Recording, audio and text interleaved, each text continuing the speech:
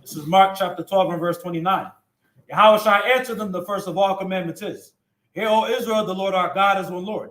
Shema Yasha'ala, Yahweh Alahayanawa, Yahweh Achad Aman.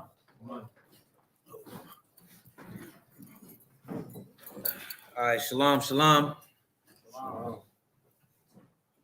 How y'all brothers doing today? Yeah, it's a lot, man. Recovering.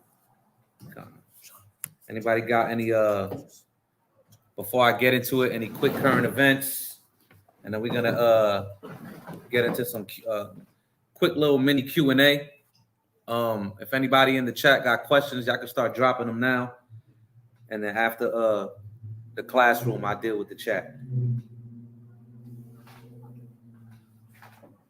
And I answer to the best of my abilities. To the best of my abilities. And nobody got questions? Everybody know everything? Okay, yeah, Sean, what's up? Before I had a quick current event though. Yeah, bring that up. About I think it's in New Hampshire. They opened this they opened a diaper daycare for adults. You see what I'm saying? So they got these, hold on, what? A diaper daycare. A diaper daycare? For grown ass men and women that want to cuddle, do playtime, have snacks, and it's these filthy, disgusting Edomites. I can just imagine what that place smells like. This has been a thing in England. There's been a thing where they do like so like it's like you go why there, they got diapers on though? It's this new trend.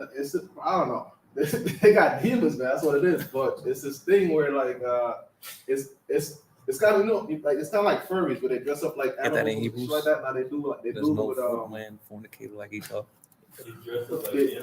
Yeah, that's the thing. It's I got the furries. But it's like they do it for like different things. Like you saw the video with the dude that paid $1,000 to look like a dog. Like you couldn't tell it was. What do you mean he paid $1,000 to look like a dog? For the costume. Like you see him walking down the street, look just like a dog. And he gets walked, he gets petted, and this dude made no. What do you mean? I wish I had the video pulled up. But you could pet him. Somebody will walk him at the park. He'll just sit there and he'll whimper. So they take it to different levels. So this other one is with diapers. They go to like it's a diaper daycare. It's a diaper daycare for adults. Just look it up. Let me tell you something. Esau is disgusting. I'm telling you, man. They think about stuff and wants it's inexplainable, man. Yeah, read that real quick. Hebrews chapter 12 and verse 16. Lest there be any fornicator or profane person as Esau.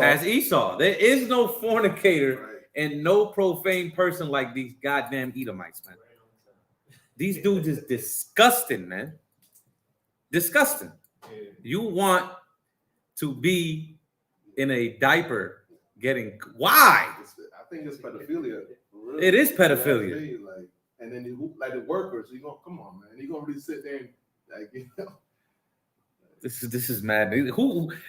How much are they getting paid? Oh, it's $300 an hour. $300 an hour. Yes, you gotta pay $300 an hour. I got it. And then $200. You got the current event? Read it that, says, man. It says, what's a diaper spot and why it's raising eyebrows in New Hampshire? It says a debate over a new spot is brewing in southern New Hampshire where some residents in Atkinson are taking a stand against the diaper spa, a nursery-like business for adults who role play as children and, yes, wear diapers. According to its website, the diaper spa is open to all diaper-wearing individuals who seek acceptance. That's enough, man. That's enough. We get the point, man. These dudes want to wear diapers and do freaky stuff, man. They want to get white. They want to like you. Well, do they use the bathroom in the diapers? Oh no, this is madness. You guys are no. A grown man talking about where the wet wipes. This is madness, man. It's madness, man. You work there. You will work and you gotta be part of it. Come on. Nah, man, I'm on set. You had a question though? Khan, I wanted to because we know that affliction shall not rise a second time. So you see everything going on, World War III coming off, coming up. You see the mark of the beast coming out in form of the chip. You see so many different things happening. My question is like, how close do you think it's gonna get to the point of like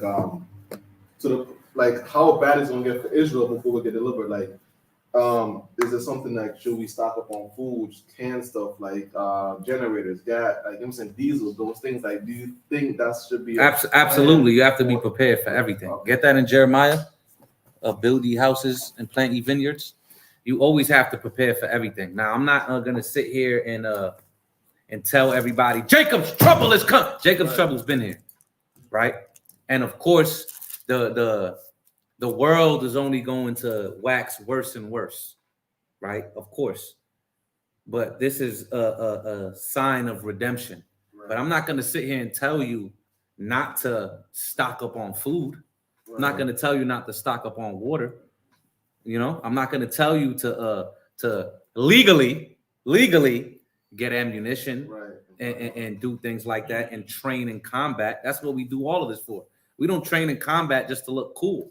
Right. It's to prepare for what's to come. Right. Read that.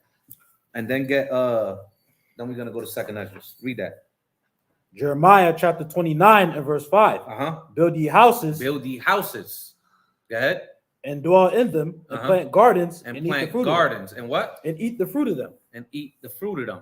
So this is talking about that the captivity is going to be long if you read all of this, right? Right. And with the captivity being long, he's saying, build ye houses and plant ye vineyards. That's businesses, right? So of course, you know, a lot of Israelites, why open a business, man? It's going to get destroyed, man. You know, I mean, if you look at all captivities that Israel was in, we were always prosperous. We were always a successful people. Of course, we were still at the bottom of the food chain and the curses were still upon us. But even through the curses, the light always shines. Right. You know what I'm saying? Get 2nd Ezra 6 just to show what's to come. Start at verse 20.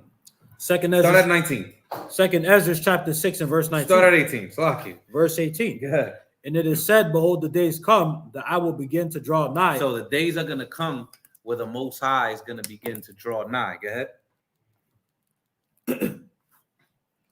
Behold, the days come that I will begin to draw nigh and to visit them that dwell upon the earth. And will begin to make inquisition of them. What they be that have hurt unjustly with their unrighteousness, and when the affliction of Zion shall be fulfilled. So there's a time, hold that, get Lamentations 4 real quick. There's a time where our iniquity is being fulfilled in our judgment. We're living in that time now. This is why you're beginning to see the curses be reversed, why more white people are dying than being born. Like this is happening right now, right? And if you read Deuteronomy 30, you see us teaching the blessing and the curse. We're doing that on the streets. We were once the kings of the earth and now we're cursed. Right. Then you see circumcision of the heart, right? And then you see the curses falling upon our enemies. That's the fulfillment of the new covenant, right?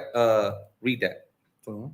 Yep, Lamentations 4 and 21. Lamentations chapter 4 and verse 21. Now, we all know we go to 2nd Ezra 6 for what Esau is the end of the world. Jacob, well, Lamentations is going to say the same thing. Go ahead. Rejoice and be glad, O daughter of Edom, that dwellest in the land of Uz. Go ahead. The cup also shall pass through unto thee. You see, the cup is going to pass on to them, right? So the same judgments and curses that we went through is going to be passed to them. Go ahead. The cup also shall pass through unto thee. Thou shalt be drunken and shalt make thyself naked. Go ahead. The punishment of thine iniquity is accomplished, O daughter of Zion. You see, the same thing 2nd Ezra is saying is the same thing Jeremiah said in the book of Lamentations. So the fulfillment of Israel's judgment and what happens when Israel's judgment is fulfilled, we begin to rise. That's what you're seeing now, right? Jump back to 2nd Ezra. 2nd Ezra chapter 6 and verse 19. And I will begin to make inquisition of them, what they be that have hurt unjustly with their unrighteousness. And when the affliction of Zion shall be fulfilled, and when the world shall begin to vanish away, shall be finished. I mean, you see that happening now. Birds dropping out the sky, fish floating at the top of the sea, right? You got a bunch of plastic in the middle of the Pacific Ocean. You know what I'm saying? You got all these animals dying, everybody killing each other, right? Go ahead. shall be finished, then will I show these tokens. The book shall be opened before the firmament, and they shall see altogether. The books shall be open before the firmament, right? This is everything going in your Wi-Fi and everything going on the internet. You know, what are we doing right now? We're spreading the truth, not just to the people who are here, right, in the flesh, but to the highways and byways in your damn Wi-Fi, man. That's the truth being open before the firmament. Go ahead.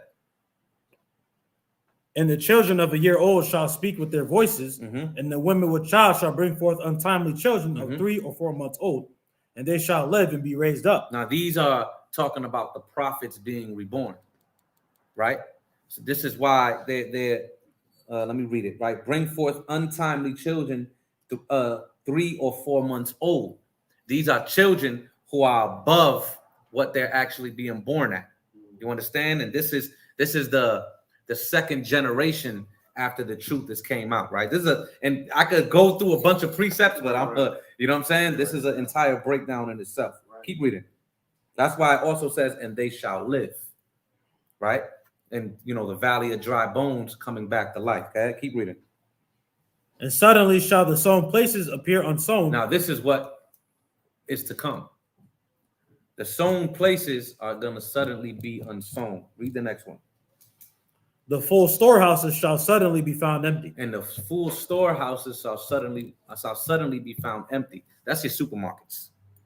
So, of course, if the prophecy says the storehouses are going to be found empty, what do I look like as somebody that blows a trumpet and is a witness to this to tell you not to stockpile? Of course. Right. Stockpile. You know what I'm saying? Do what you got to do. Train, be healthy, and fast. Because there will be days you might not have food in times to come. This is the darkness that's coming on this earth. If I can, I just wanted like clarity, and I mean you pretty much gave it to me, but I wanted like clarity in the sense of like, yo, this is what's gonna happen. Or I don't know if you want to say it with such definitiveness, but like we should prepare in this way because things are gonna happen. Because at the end, like we could fast, right, and hold the faith, but like if your kids or whatever fast, and like you might, okay, let me get a job for my, you know what I'm saying? Right, so of course. Like, so at the end of the day, like how prepared should be? Like, is it like yo, there's gonna come a time where, would it be an incorrect statement to say there's gonna come a time where Israel, you know, like we won't have access to food, we won't have access to water, to transportation, like, so we should learn these things, kind of 1999 in a sense. Like, is it that type of mentality to have? Because not like you just, there's so much like events happening, it's like too much to keep up with. Right. So it's like, yo, you know it's happening soon. So it's like, I don't want to freak nobody out. But What I will say is this is prepare for everything to the best of your ability. Right. Don't sit here and burn money on the rooftop saying, you know, the end is coming tomorrow. I know you know why I'm saying that. But what I'm saying is be prepared. I mean, if you see how much water I got in my house, it's ridiculous. Right. You know what I'm saying? So be prepared for everything because times is coming. You know what I'm saying? So I'm not going to tell you when. Right. I'm not going to tell you how fast because I don't know that. I only could line up with the scriptures and see what's going on in the world and show you the current events is actually biblical prophecy. Yeah. You know what I'm saying? So anything else? Abadi, you had something? I know you before I cut you off because I know he was first. You had a question? Go ahead. You thinking? Okay. Anybody in the chat had a question? If not, we'll just I guess we'll move on because everybody knows everything. No questions, you know. I've read that. Oh, did you have current events? Well, aside from just the one pertaining to Russia and China, but pertaining to that, I read that, and that's some gems in there. Read Tazamak's question. Says, I have a question about the rapture doctrine. I see that they get from 1 Thessalonians 4:17, but I know the dead body isn't a dead body. How do we debunk the rapture doctrine? Well, that's when you have to understand the complete thing of the rapture doctrine. The rapture doctrine is not just people floating up. right? Get that in First Thessalonians first. It's not just people floating up. Then there's also a 3.5 year persecution. Then it goes into the Antichrist. So the rapture doctrine is not one verse. The rapture doctrine is a little booklet of a bunch of verses. I actually have a book, a little tiny book on it, on what they teach. So read that first. 1 Thessalonians chapter 4 and verse 17. Mm-hmm. Then we which are alive and remain shall be caught up together with them in the clouds to meet the Lord in the air, and so shall we ever be with the Lord. Now this is talking about the chariots. Get that in Isaiah. You know what I'm talking about? To the indignation pass. Yep. You know what I'm talking about? Get that. So this is talking about the redemption of Israel, primarily in the land of the north, being America, going up into the chariots. That's what this is talking about. See, the rapture doctrine is not teaching the full truth of what this scripture is talking about. So I'm gonna just teach on 1 Thessalonians, right? I'm gonna actually teach a class on the full thing of the rapture doctrine. Now that you say that, that'll be a good class. Go ahead, read that. Isaiah chapter 26 and verse 20. Yep. Come, my people, enter thou into thy chambers. Enter thy chambers. Go ahead. And shut thy doors about thee. Hide thyself as it were for a little moment, until the indignation be overpassed. Until the indignation be overpassed. That's talking about the nuclear destruction that's going to come on America. That's when the redemption is going to come to the children of Israel, right? Get as birds flying in Isaiah. That's exactly why he sits next to me. You see that? You know what I want. That's birds flying. Yep, read that. Isaiah chapter 31 and verse 5. Go ahead. As birds flying. As birds flying. This is talking about the chariots and the UFOs. Go ahead. As birds flying, so will the Lord of hosts defend Jerusalem. Defending also, he will deliver it, and passing over, he will preserve it. You see that? So as birds flying, he's going to deliver Jerusalem. Now get Wisdom of Solomon 5. Just to show you that what 1 Thessalonians 4 is talking about is the redemption of the chariots. Get that? Then I'm gonna go to one more precept, and then I'll go to the next question. Go ahead. Wisdom of Solomon chapter 5 and 1. 5 and verse 1. Then shall the righteous man stand in great boldness before the face of such as have afflicted him. You see that today, right? Go ahead. And we made no account of his labors. When they see it, they shall be troubled with terrible fear. See, when they see it, they're gonna be troubled with terrible fear. Go ahead. And shall be amazed at the strangeness of his salvation. They're going to be amazed at the strangeness of the children of Israel's salvation. That's the UFOs and God's chariots coming to redeem his people, right? Now get Acts 1. Start at verse 9. Acts chapter 1 and verse 9. Go ahead. And when he had spoken these things while they departed, he was taken up, and a cloud received him. You see that? He was taken up in a cloud. This is talking about Yahushua.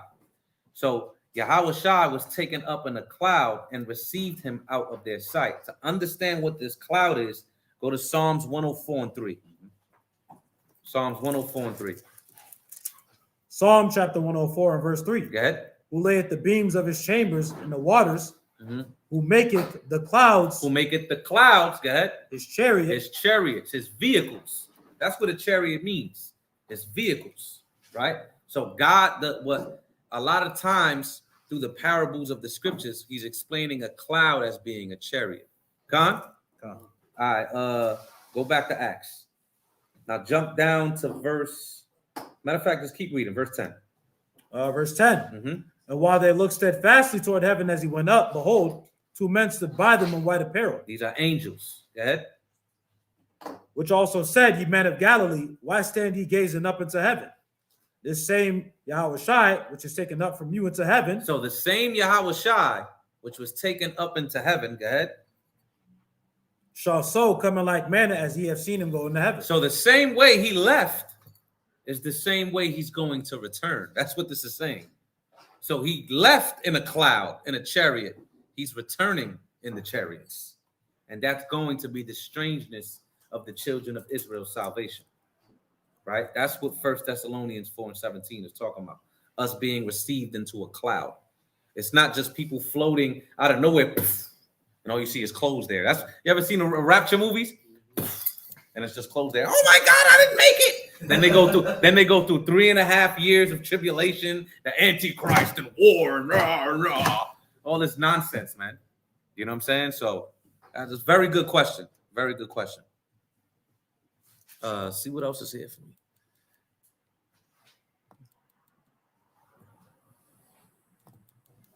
Okay, well, make it a. Yeah. J. Pittman X, Shalom, Yawasap. How do I deal? Hey, Shalom. How do I deal with a Christian? How do I deal with if a Christian hit me up with Ephesians 2:11? Oh, that's it. Let's go. Let's go. It's my favorite. All right, let's go.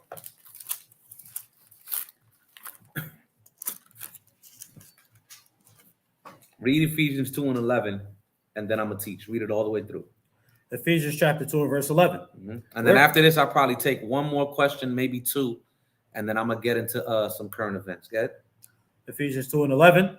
Wherefore remember that ye being in past, Islakia, being in time past Gentiles in the flesh, who are called uncircumcision, by that which is called the circumcision in the flesh made by hands. Now this is very simple. If you just understand context, right? Read verse 10. Verse 10. For we are his workmanship, created in Christ Jesus unto good works, which God hath before Say it again. Which God hath before ordained. Who did God before ordain? The children of Israel. Right. Go ahead. Which God hath before ordained that we should walk in them. Now let's stop there. Let's jump to Ephesians 1 and let's read verse 4. Ephesians 1 and 4. Because remember, this is a letter. This is not in ancient times. This wasn't a book, a chapter, and a verse. Right. This was one cohesive letter that was delivered to the church of Ephesus. Go ahead. Ephesians chapter 1 and verse 4. Go ahead. According as he had chosen us in him before the foundation of the world, that we should be holy and without blame before him in love. Read. Verse 5. Having predestinated. Having what? Having predestinated. Come on. Us unto the adoption. Unto what? The adoption. Go ahead. Of children by Yahushua HaMashiach to himself according to the good pleasure of his will. So who was predestinated for adoption? Well, Paul says it in the letter that he wrote to the Romans. Read. Romans chapter 9 and verse 3. For I could wish that myself were accursed from Christ for my brethren, go ahead, my kinsmen, go ahead, according to the flesh. No, according to the spirit. According to the flesh. No, I can morph and just become an Israelite. My kinsmen, according to the flesh. Come on. Who are Israelites. Who are what? Who are Israelites. Who are Israelites. Go ahead. To whom pertaineth the adoption. The what? The adoption. Well, it says it right there. The Israelites pertain the adoption. Right? Go to get the other one in Galatians 4 and 4. Just for another precept for the adoption. Galatians 4 and 4. And then we're going to go back to Ephesians. Galatians chapter 4 and verse 4. Go ahead. But when the fullness of the time was come, God sent forth his son, made of a woman, made under the law, go ahead, to redeem them that were under the law. To redeem them that what? Were under the law. Come on. That we might receive the adoption of sons. Who was under the law? Who's going to receive the adoption? This is simple, it really is. Right? It's really simple. Now go back to Ephesians and start at 2. 2 and 1. Watch this. Ephesians chapter 2 and verse 1. And you he hath quickened who were dead in trespasses and sins. So who was dead in trespasses and sins? Israel, because who was given the law? Israel, Psalms 147. I could keep going, right? Just giving you simple scriptures. Go back to Ephesians 2 and 1 now. 2 and 11, I'm sorry. We're going to read it again. Ephesians chapter 2 and verse 11. Yep.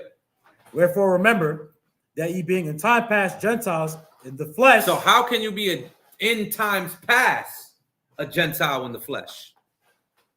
And it's crazy he's bringing this question because, you know, this is exactly what I'm teaching on at the end of the class, right? I'm actually going to touch on this, right? So Jay, you should stay here to the end of the class and get more edified on it, right? Go ahead. Ephesians chapter 2 and verse 1. No, go to 11. Verse 11. Yes, sir. You good. Wherefore remember that ye being in time past Gentiles in the flesh, who are called uncircumcision. So they were called uncircumcision. Go ahead. Called uncircumcision. Come on.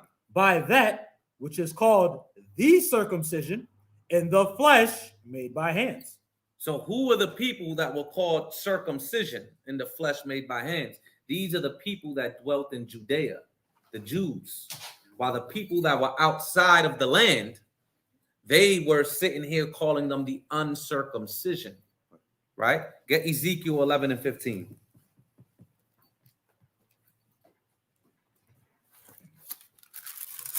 Ezekiel chapter 11 and verse 15. Son of man, thy brethren, even thy brethren, the men of thy kindred, Go ahead. and all the house of Israel, holy are they unto whom the inhabitants of Jerusalem have said. So the inhabitants of Jerusalem are saying this. Judea, the Jews, primarily Judah, Benjamin, and Levi, with the little sprinkling of the northern kingdom. Go ahead. Get you far from the Lord. Get you far from the Lord. Go ahead. Unto us. Unto us. Go ahead. Is this land given in possession? Is this land given in possession? Right? Now read verse 12. Yep, in Ephesians, yep. Ephesians chapter 2 and verse 12. That at that time ye were without Christ, being aliens from the commonwealth of Israel. Now, why were there aliens from the commonwealth of Israel? Because they were in sin. They were in idolatry. They were uncircumcised. They were going against God's commandments. This is the entire purpose of Yawasap, to bring the scattered and all of the children of Israel back into repentance and underneath the covenant. This is what this is all about, right? Now, this an alien. Get Psalm 69 and 8. Because what a Christian does is they use words that are ambiguous and polysemous, meaning they have many different meanings to it, but they don't understand the context. They just go alien. You see, it says alien. You see, it says Gentile. You see, it says stranger. But it's the context that gives the definition on what this word is talking about. Read that. Psalm 69. But of course, I could show you an Israelite being called an alien. Okay? Psalm 69, a psalm of David. A what? A psalm of David. All praises. Okay? So this is David saying this about himself. Okay? Verse 8. I am become a stranger unto my brethren, and an alien unto my mother's children. So this is the king of Israel saying this. So if the king of Israel can say this, you have something? To add, we've been through 1 Samuel. We literally read how this is actually being fulfilled. And in the context he's speaking of, he's talking about Israelites. Exactly. So this is simple to understand. Go back to Ephesians. Ephesians chapter 2 and verse 12. That at that time you were without Christ, being aliens from the commonwealth of Israel, and strangers from the covenants of promise. Strangers for the covenants of promise. Having no hope and without God in the world. Having no hope and without God in the world. Get Ezekiel 14 and 5. All right, Badia, you get 2 Chronicles 15 and 3.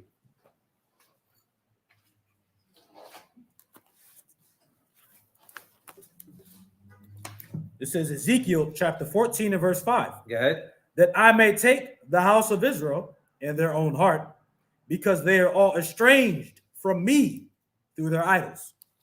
They are what? Because they are all estranged from me through their idols. They are all estranged from me through their idols. They became what? Strangers. Read that in 2 Chronicles. This is 2 Chronicles chapter 15, verse 5. 15 and 3. 15 and 3. Now for a long season. Now for a long season, go ahead. Israel had been without the true God. Israel was without the true God. Go ahead. And without a teaching priest. And without a teaching priest. And without law. And without law. Now jump down, I believe it's verse 9. I'm getting there with you. My Bible's a little delicate. I don't want to rip my pages. 2 Chronicles 15:9. And he gathered all Judah and Benjamin. Yep, that's what I want. Strangers. And the what? And the strangers. And the what? And the strangers. Go ahead. With them out of Ephraim and Manasseh. And the strangers out of Ephraim and Manasseh. So this is simple to understand. Israel was without the true God. They were cast away. They're being called strangers. Through idol worship, they became estranged. You see that? It's very simple to understand. Go back to Ephesians. Finish the breakdown on this, and I'll probably take one more question. Ephesians chapter 2 and verse 12. That at that time you were without Christ, being aliens from the commonwealth of Israel, and strangers from the covenants of promise, having no hope, and without God in the world. Go ahead. Verse 13. But now in Hamashiach Yahawashi, ye who sometimes were afar off. Ye who sometimes were afar off. Are made nigh by the blood of Christ. Get Isaiah 56 and 8. Get Isaiah 56 and 8. And I bought you, if you could get me Acts 2, and I believe it's 39. I'm going to go there and check.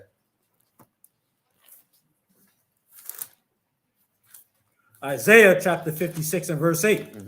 The Lord God, which gathereth the outcast of Israel. The Lord what? Which gathereth the outcast of Israel. See, the Lord is gathering the outcast of Israel. If you read Isaiah 56 and 1, it's talking about the salvation that is to come.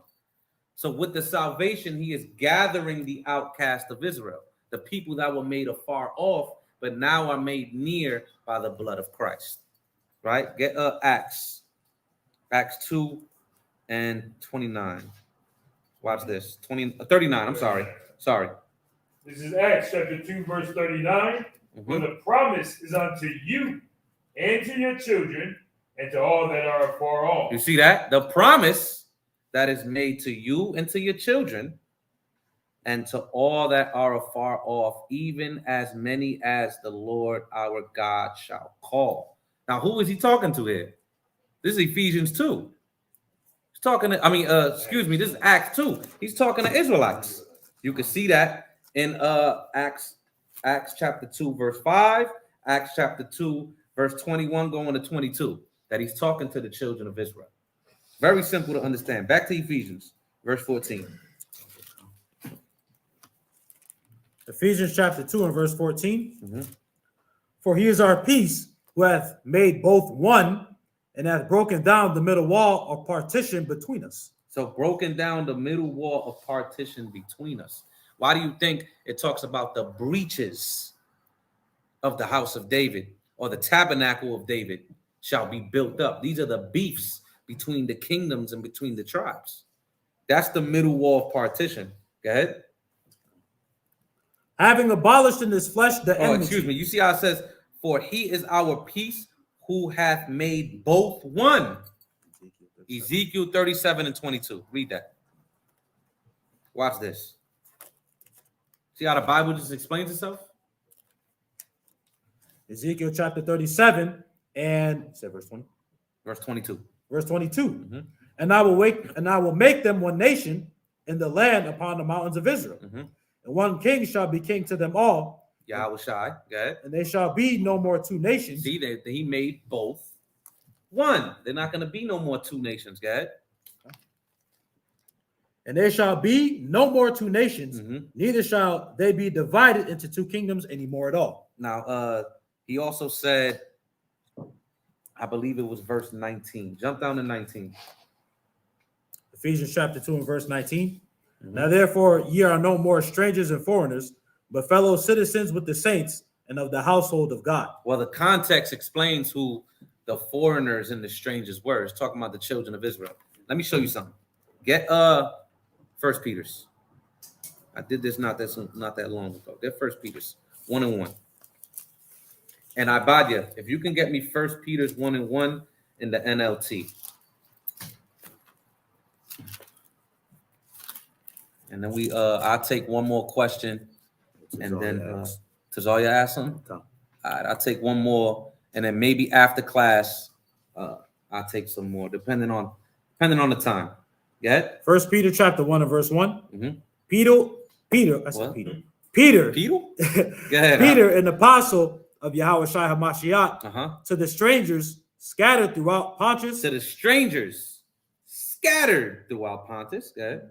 Galatia. Oh, the book of Galatians. Go ahead. Cappadocia. Asia. And Bithynia. Elect. Say it again. Elect. Say it again. Elect. Elect. Who's the elect? Where's the precept? I'll give y'all a second. Let's see who get it first. Look at Manashah Googling. Open up your Bible, man. I knew it was in Isaiah. Yeah, you knew it was in Isaiah. Get Isaiah 45:4, man. Huh? Yeah, because I know that precept. That was the one.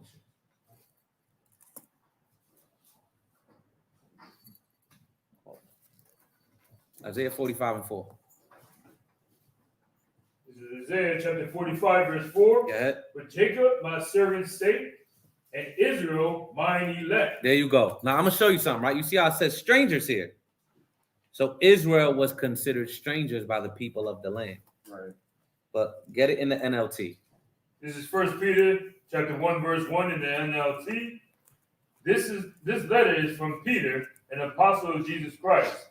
I am writing to God's chosen people. So even if they try to push against you, like, no, it says strangers there. It says strangers there. Well, let's just read some other translations. It says God's chosen people, right? So the strangers are God's chosen people. Who's God's chosen people? That's easy. Everybody knows those precepts, right? Get it in the GNT, right? Kawan's favorite. Kawan in here, this is Kawan's favorite. You see him on Instagram, everything is the GNT. I'll be like, this guy, man. I never should have put him on, man. On a shot. With devil's advocate. What if they say the Gentiles could be part of God's chosen people? That's what we're breaking down right now. Listen to the precepts, my good brother. Look at them cheesing back there. You're not a good devil's advocate. That was bad. Go ahead. Read that in the GNT.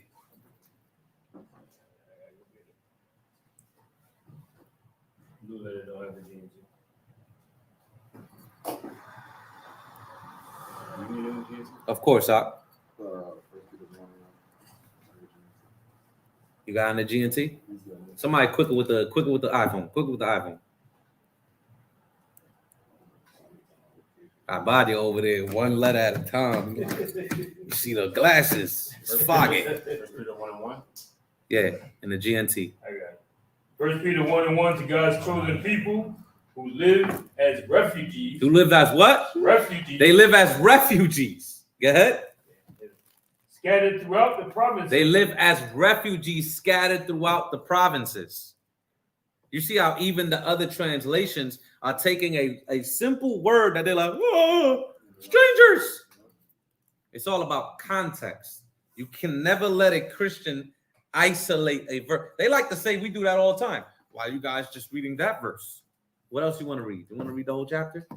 It's only going to help me. It's not going to help you. Right? But they do what they accuse us of. Isolation. That's all they do. They isolate a verse. Right? So let's get one more. Tazalia had one, right? What's up? Quick, Yep. Yes and no. Jeremiah 1:5. Can you use that as well? Or that's talking specifically to Jeremiah. I know it's saying read Jeremiah to nation.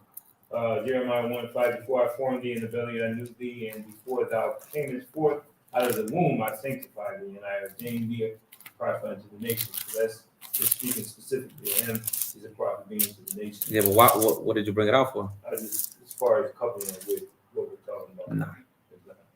Nice try. Sure. Nice try. Trying to get better with that. There was another question? Jay, thank you for the thing. Yep. And No sweat, Jay. Tazalia's. Go to Thessalonians. Boom, he got it. Oh, the curse of Jeconiah sitting on the throne. That was already here. Let's go. That's simple. Ooh-wee. So let's read the curse of Jeconiah. Get that? Jeremiah chapter 20. Dang. Yeah. Jeremiah chapter 22 and verse 30. Yo, It this guy's an animal, man. Thus saith the Lord, write ye this man childless, a man that shall not prosper in his days, for no man of his seed shall prosper. No man of his seed Right. shall prosper. Good. Sitting upon the throne of David, ruling anymore in Judah. Get it. I know there's a precept that says something about the signet. It's in that same chapter.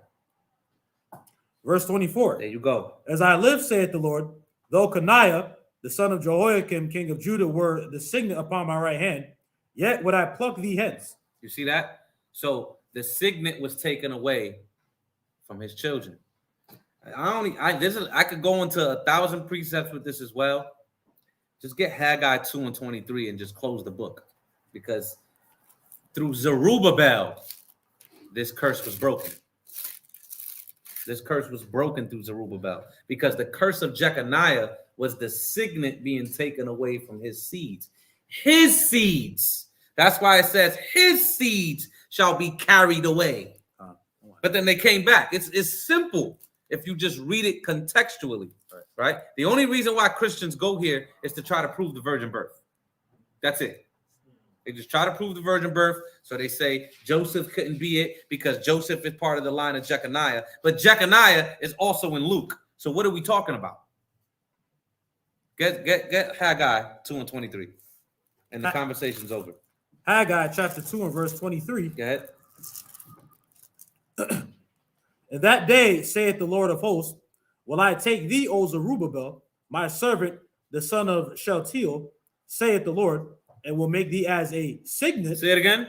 It will make thee as a signet. So it was broken with Zerubbabel. And then his line goes all the way going to Yahushai.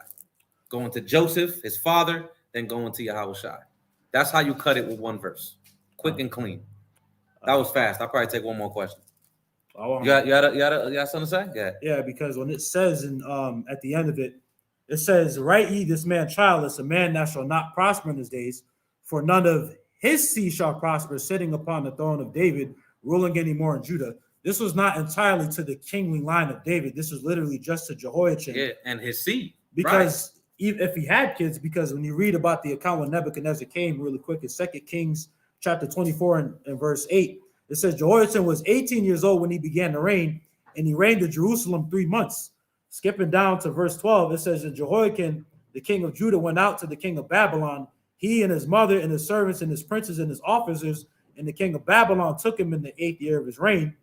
And verse 14, and he carried away all Jerusalem and all the princes and all the mighty men of valor, even 10,000 captives and all the craftsmen and smiths. I'm not going to continue reading, but the point of it is that none of Jehoiachin's children would become and reign on the throne. Exactly. And he's only 18 years old, so who's he going to put on the throne at such a young age? And at that, he's being carried away into captivity. He went into captivity. Then with Zerubbabel and the temple being built, that curse was broken. He was given the signet that was taken away. Very simple to understand. So it was Jeremiah 29 and what? Jeremiah chapter 22 and verse 30. Is there any other questions in the class? In here, let me see.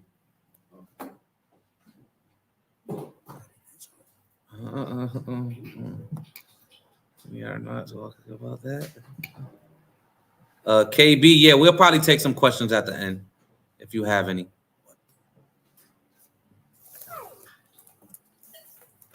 Nobody got questions in here? Everybody knows everything, right? All praises. Clap it up. All right, let's go into the first video, Apayat. Go into the video. We're going to talk a little bit. We're going to touch on a little bit on the hypocrisy of Christianity, because the Christian churches love to talk about the Israelites, right? We're filled with hate. You guys are like the black KKK and goddamn crazy. They love talking about us. They make rooms about us on Clubhouse, videos about us on YouTube. They create Christian seminars to learn how to combat us. They put us in movies to create a certain image of us through propaganda. They just hate our stinking guts. All right? This is what they continue to do, right? But I'm going to show you how these people are hypocrites, man. Complete hypocrites, right? Get that video up, Abaya.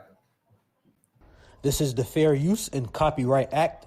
Copyright law states that fair use for purposes such as criticism, comment, news reporting, teaching, including multiple copies for classroom use, scholarship, or research, is not an infringement of copyright. You're welcome.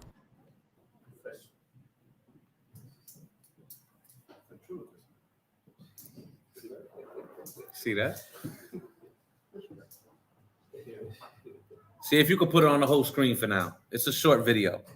I just want to see if y'all catch it. Start it from the beginning, put it on the whole screen. I just want to see if y'all catch it, right? These damn stinking small hats, man.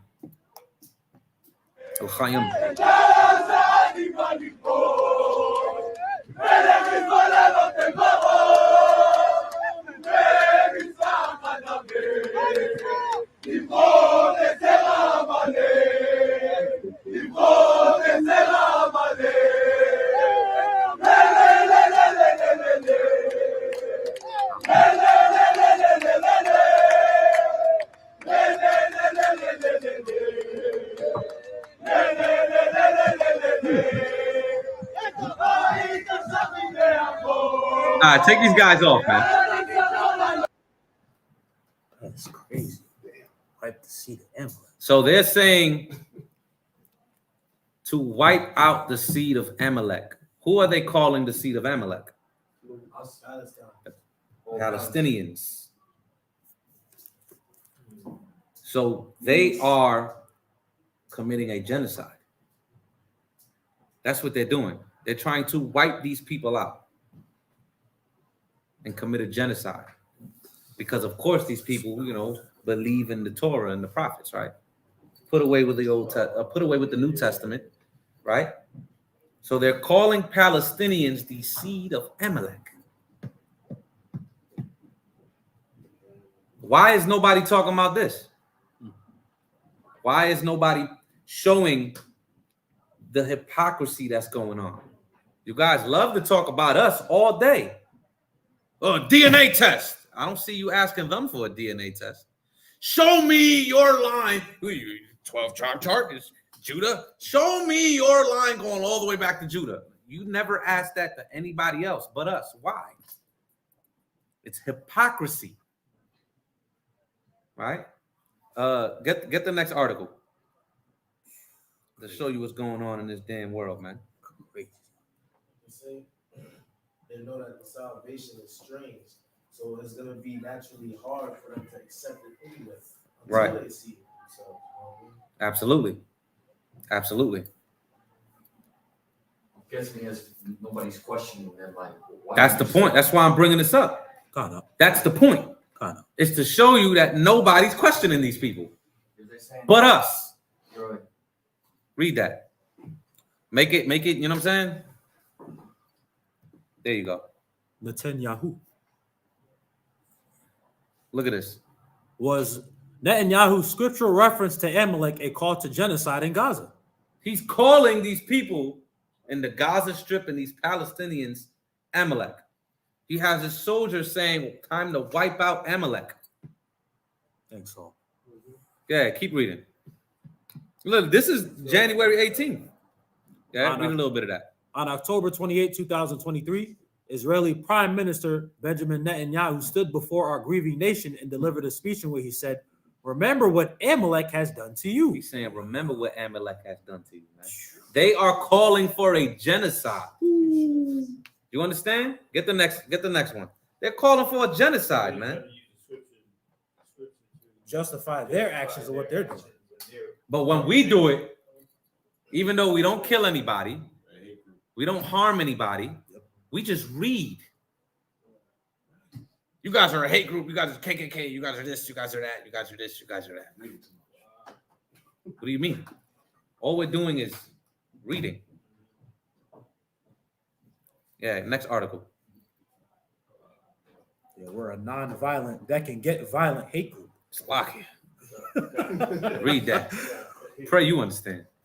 Israel is finally ready to destroy Amalek, but the Christians won't allow it. Go ahead. We are repeating the mistakes of the biblical past because now, just as then, it's not politically correct to do what must be done. To do what must be done. You see how they contradicting themselves? Look at this guy Biden. This guy, I don't know what's up with this guy. Yeah, go down now. This guy Biden, man. Read a little bit of that, okay? In biblical times, the threat posed by Amalek was not entirely destroyed because doing so wouldn't have been prudent politically. What are you talking about? I wish they would have destroyed, man. Because the people calling them Amalek is Amalek. That's who they are. But then they're pointing the finger at Palestinians and saying they're Amalek. It's time to wipe them out. But nobody's talking about this. We waiting for the Most High. We like, listen, judgment is coming. They're taking it upon themselves. You see that? Get the next one out. We read this, guys. They're bringing the precept too. Oh. They coming with precepts. They said they got the precept packet with the strings on the shirts. Like it. Yeah. So I brought this up for a reason, right? Look, you should look up David Ben Gurion, right? He has a book. I actually think the book is, if not, it's in my house. It's called Jews in the Land, right? Very good book. And he shows you how pretty much the people that are calling themselves Jews now are not the true Jews. How the white man is Esau. He's showing you that. I didn't write this, right? They did, right? Get that precept. This one? Their tongue, yeah, that book right there. Fall upon themselves. Yeah, tongue shall fall upon themselves. Go to the next article. I just wanted to show y'all that. Y'all should look him up. And So, look, he was a prime minister in Israel, by the way. And he says we ain't the real Jews. Before we get that, read that precept. Psalm chapter 64 and verse 8. Go ahead. So shall they make their own tongue to fall upon themselves. They're gonna make their own tongue fall upon themselves. That's why they hate when we read. That's why in the 70s they passed a law that they're going to change all of the history books. And that's why after the 70s, a lot of the history begins to change. A lot of the etymology of words begin to change, and all of these things begin to happen. Right? That's why books before that, oh, that's old. It's old, but it's look what it's saying though. You know what I'm saying? Yeah. Sort of the primary resources is the older it is, that's more close to their Absolutely. primary. Absolutely. I Yeah. think so. Read this. X We that ain't out. trying to sign up, man. Decline. Israeli forces dressed as civilian women and medics. Look at the extent that these Israelis are going to fulfill their mission of wiping out Amalek, man. Read that. Israeli forces dressed as civilian women and medics killed 3 militants in the West Bank hospital. They went in a hospital dressed up like women and medics and raided the hospital, man. Serious. That's what they did. Go ahead. Read a little bit of it. Israeli forces disguised as civilian women and medics stormed a hospital Tuesday in the occupied West Bank, killing 3 Palestinian militants in a dramatic raid that underscored how deadly violence has spilled into the territory from the war in Gaza. Prime Minister Benjamin Netanyahu, meanwhile, ruled out a military withdrawal from Gaza and the release of thousands of jailed militants. Hamas made 2 demands for any ceasefire, casting doubt on the latest efforts to end the war that has destabilized the broader Middle East. So you could go on to the next article. That's just showing you the extent on what these people are going to fulfill their mission, man. But nobody's talking about this. They literally want to do a genocide on these people, man. Look at something else, right? In the church itself, read that. Says Pope approves blessings for same-sex marriage couples that must not resemble marriage. Y'all heard of this? The Pope is blessing the LGBT to marry within their church. But we the hate group. We don't know what we talking about. We a cult. We're heretics. You got to believe in the Trinity. All nations can be saved. Why don't we all just love each other? Forget about the past. This is what they tell us, right? Right. Go to the next article. Just showing you the hypocrisy in these people, man.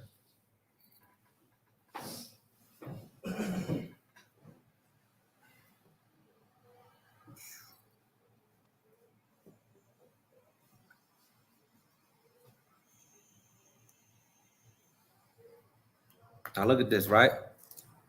Herbert Hoover's resettlement plan for Palestinian Arabs. Anybody know who Hoover is? Hoover, President Hoover. He was an ex-president. Yep. Read that. To show you that this war is not something that's just new. They've been planning this. You know what I'm saying? Read. It says the Gaza Palestinian Arab situation was terrible to begin with. The number of poor had tripled since 2000 and half the workforce was unemployed. From a 2018 UN report, 53% of their population lived in poverty. By 2022, that figure had skyrocketed to 80%. All right, jump down, right? I want to get to the point and then move on. Keep going. Right there, where it says something beyond. Read right there. Go up.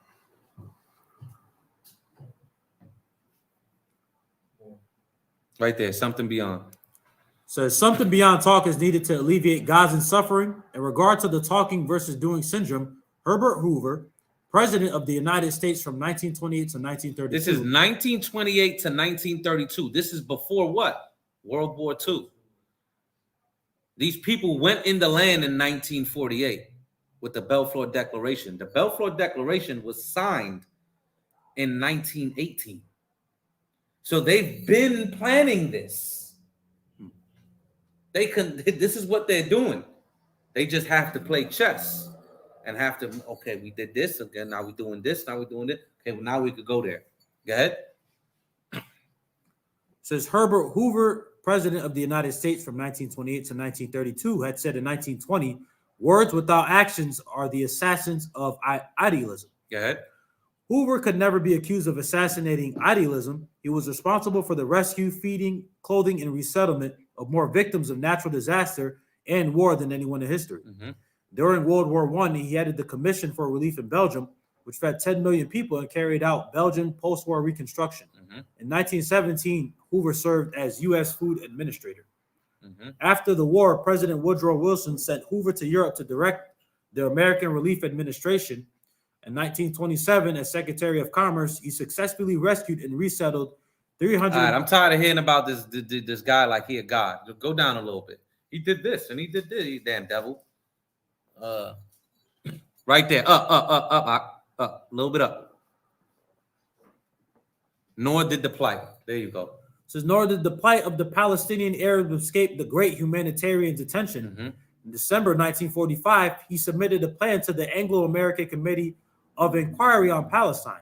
Hoover said it was a process by which both Jews and Arabs would benefit materially and could be instrumental in settling the Palestine question and improving ample Jewish refuge. He insisted that it offered a constructive humanitarian solution, and the committee agreed that the proposal merited careful study. Mm-hmm. What Hoover proposed was that Iraq be made the scene of resettlement of the Arabs from Palestine, and this for their immediate relief and long-term benefit. So he's saying we got to move these people outside of there so the Jewish refugees from World War II can go there and settle. So these are plans that's been going on, or going all the way back to the 1800s. I could show you. Right? Go to the next one. Next article.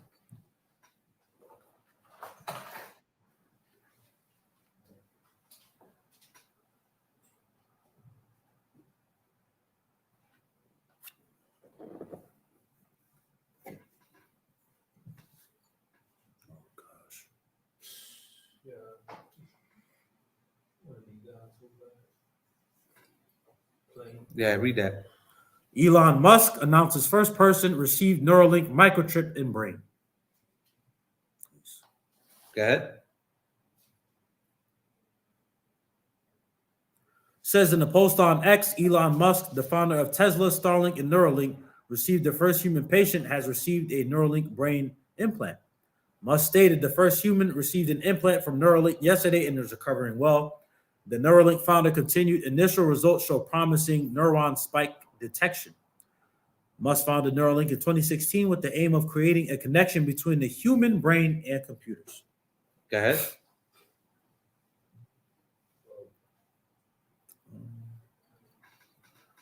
Says Just showing you what they're doing, because nobody's talking about this either, right? Nobody's talking about the neurology and the biometrics and the eye scans and the microchips, and nobody's talking about that. You know, just hate the black Hebrew Israelites. Go ahead. Says Elon Musk, Neuralink's billionaire founder, said the first human received an implant from the brain chip startup on Sunday and is recovering well. In the post opens new tab on social media platform X on Monday. The U.S. Food and Drug Administration had given the company clearance last year to conduct its first trial to test its implant on humans. Initial results show promising neuron spike detection, Musk added. So you see, they're actually testing this on humans. You know, this is happening as we speak. Right? I don't know if you've seen that class a while back that they're literally trying to put a consciousness of a human into a robot. I taught that about a year ago. Right? Get the next article just to show light, shed some light on that. Right? What does he get one? Huh? What does Elon Musk get one? Right. Nah, he ain't got one. He ain't got one. He is chilling, smoking a cigar right now. And when all of these chips into your body, they're not to make you. They're like, it's not like somebody's like switching, like hitting a switch and making you do something when it's into your body. When this enters your body, it's against the nature in itself. So your body is gonna react to it. Now, when your body reacts to it, you spiral out. It's not about nobody clicking a button. It's a chemical imbalance Come. naturally. Okay, you seem angry, huh? God. God. Look at this. Pope says Africans are a special case when it comes to LGBT blushes. What? I didn't even read the article. I see the title. I said, I gotta show this. I don't know what this is. Let's read it together. Live reaction. Go ahead. See what the hell he talk about, a special case. Go ahead.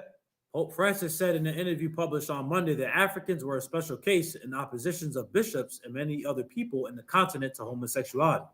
But he said he was confident that, except for Africans, critics of his decision to allow blessings for same-sex couples would eventually understand it. Blessings were allowed last month in a document called, which we just read, Fiducia Supplicans. What does that mean? Anyway, go ahead. Which has caused widespread debate in the Catholic Church, with particularly strong resistance coming from African bishops. You know them Africans, they're like, no. You ever seen that that interview?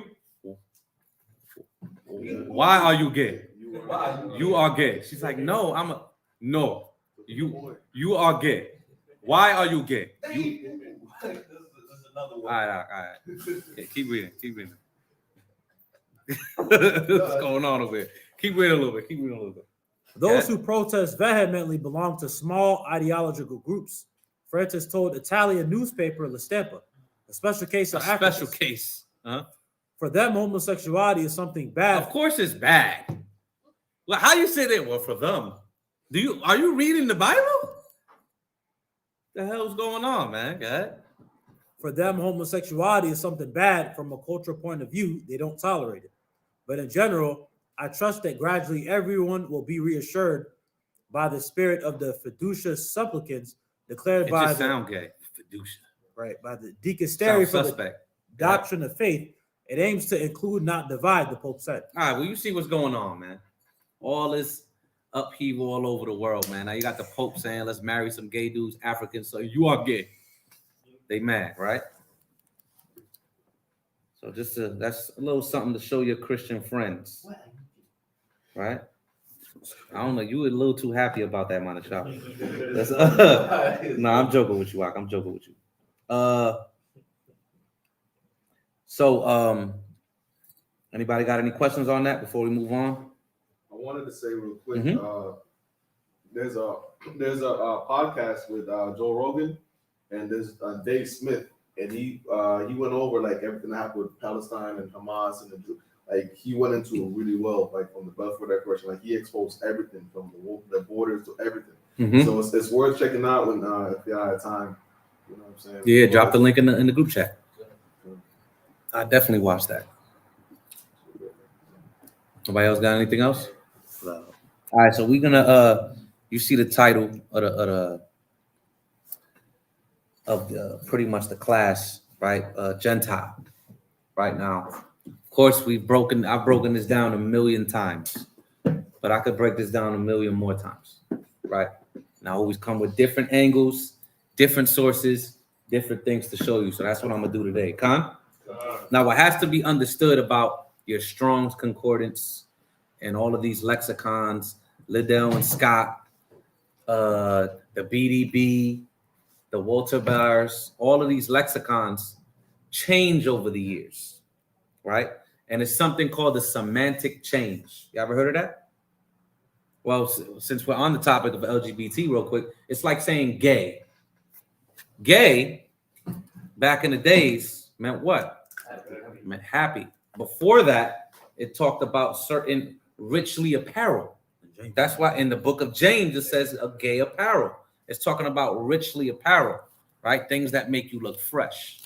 Well, there's been a semantic change with Greek words and Hebrew words, right? So, go ahead, read that definition real quick. Semantic change is a form of language change regarding the evolution of word usage, usually to the point that the modern meaning is radically different from the modern meaning is radically different from the original usage. So what has to be understood is words like Gentiles didn't mean what they mean today. When a Christian hears the word Gentile, they automatically think non-Jew, non-Israelite. That's not what that's talking about. Anybody knows the primary Hebrew word used for Gentile in Hebrew? It's like, yeah. I said that a little weird. The primary word used for Gentile in Hebrew. There you go. Goyim. Goy. Right? Correct. Let's pull up the link for Goy, right? Let's just take a look. Put on the whole screen real quick. Make this easier for you. Okay. So Goy, right? Go ahead. From the root 861 65. Yeah, go down. It's the outline of biblical usage. Yeah, read that. Nation, people, usually of non-Hebrew people. Usually of non-Hebrew people. Go ahead. Descendants of Abraham. How is usually non-Hebrew people, but then it says descendants of Abraham? Go ahead. Of Israel. Of swarming locusts, other animals. Go ahead. Nations. Go keep going down. So in the sense of massing, a foreign nation, hence a Gentile, also figuratively, a troop of animals or a flight of locusts, Gentile, heathen, nation, people. So you see the Strong's and the BDB lexicon have differences, right? Let's read this here. All right. It says nation, it's a noun masculine, right? Nation, people, and Phoenician being community. Okay? What the actual word Gentile would be used in the Hebrew will mean multitude, right? That's where you get the word swarm from. That's where you get these things from. Go ahead, read that in the Hebrew Chaldee lexicon. Jusinius. It says get the full entry. Go ahead. It says a people, properly a confluence of men from the root. Properly, it would seem body, corpus from the root, and then transfer to a body politic or whole people. Well, the word is general. Go ahead. The word is general and used of the nations at large, and also which should not have been doubted by some interpreters of the Israelites. So the word Gentile or nation is not something specific to non-Israelites. That doesn't make sense biblically. That doesn't make sense linguistically. That doesn't even make sense logically. Because if in your mind, Mr. Christian, Gentile means nation, are Israelites not a nation? Right. It all depends on what? Context. Because context supersedes etymology. It's very simple to understand. Now let's show you some words, right? I mean, some verses. Go to Genesis 10. You could take that off the screen out.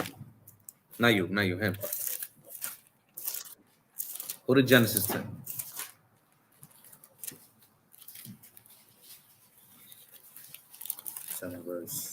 Start at 1.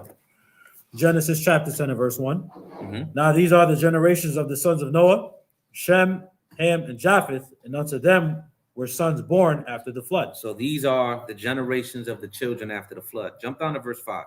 Verse 5. By these were the isles of the Gentiles. The word there is Goy, right? Or Gawayam, right? Isle of the Gentiles. Is anybody else called Gentiles here?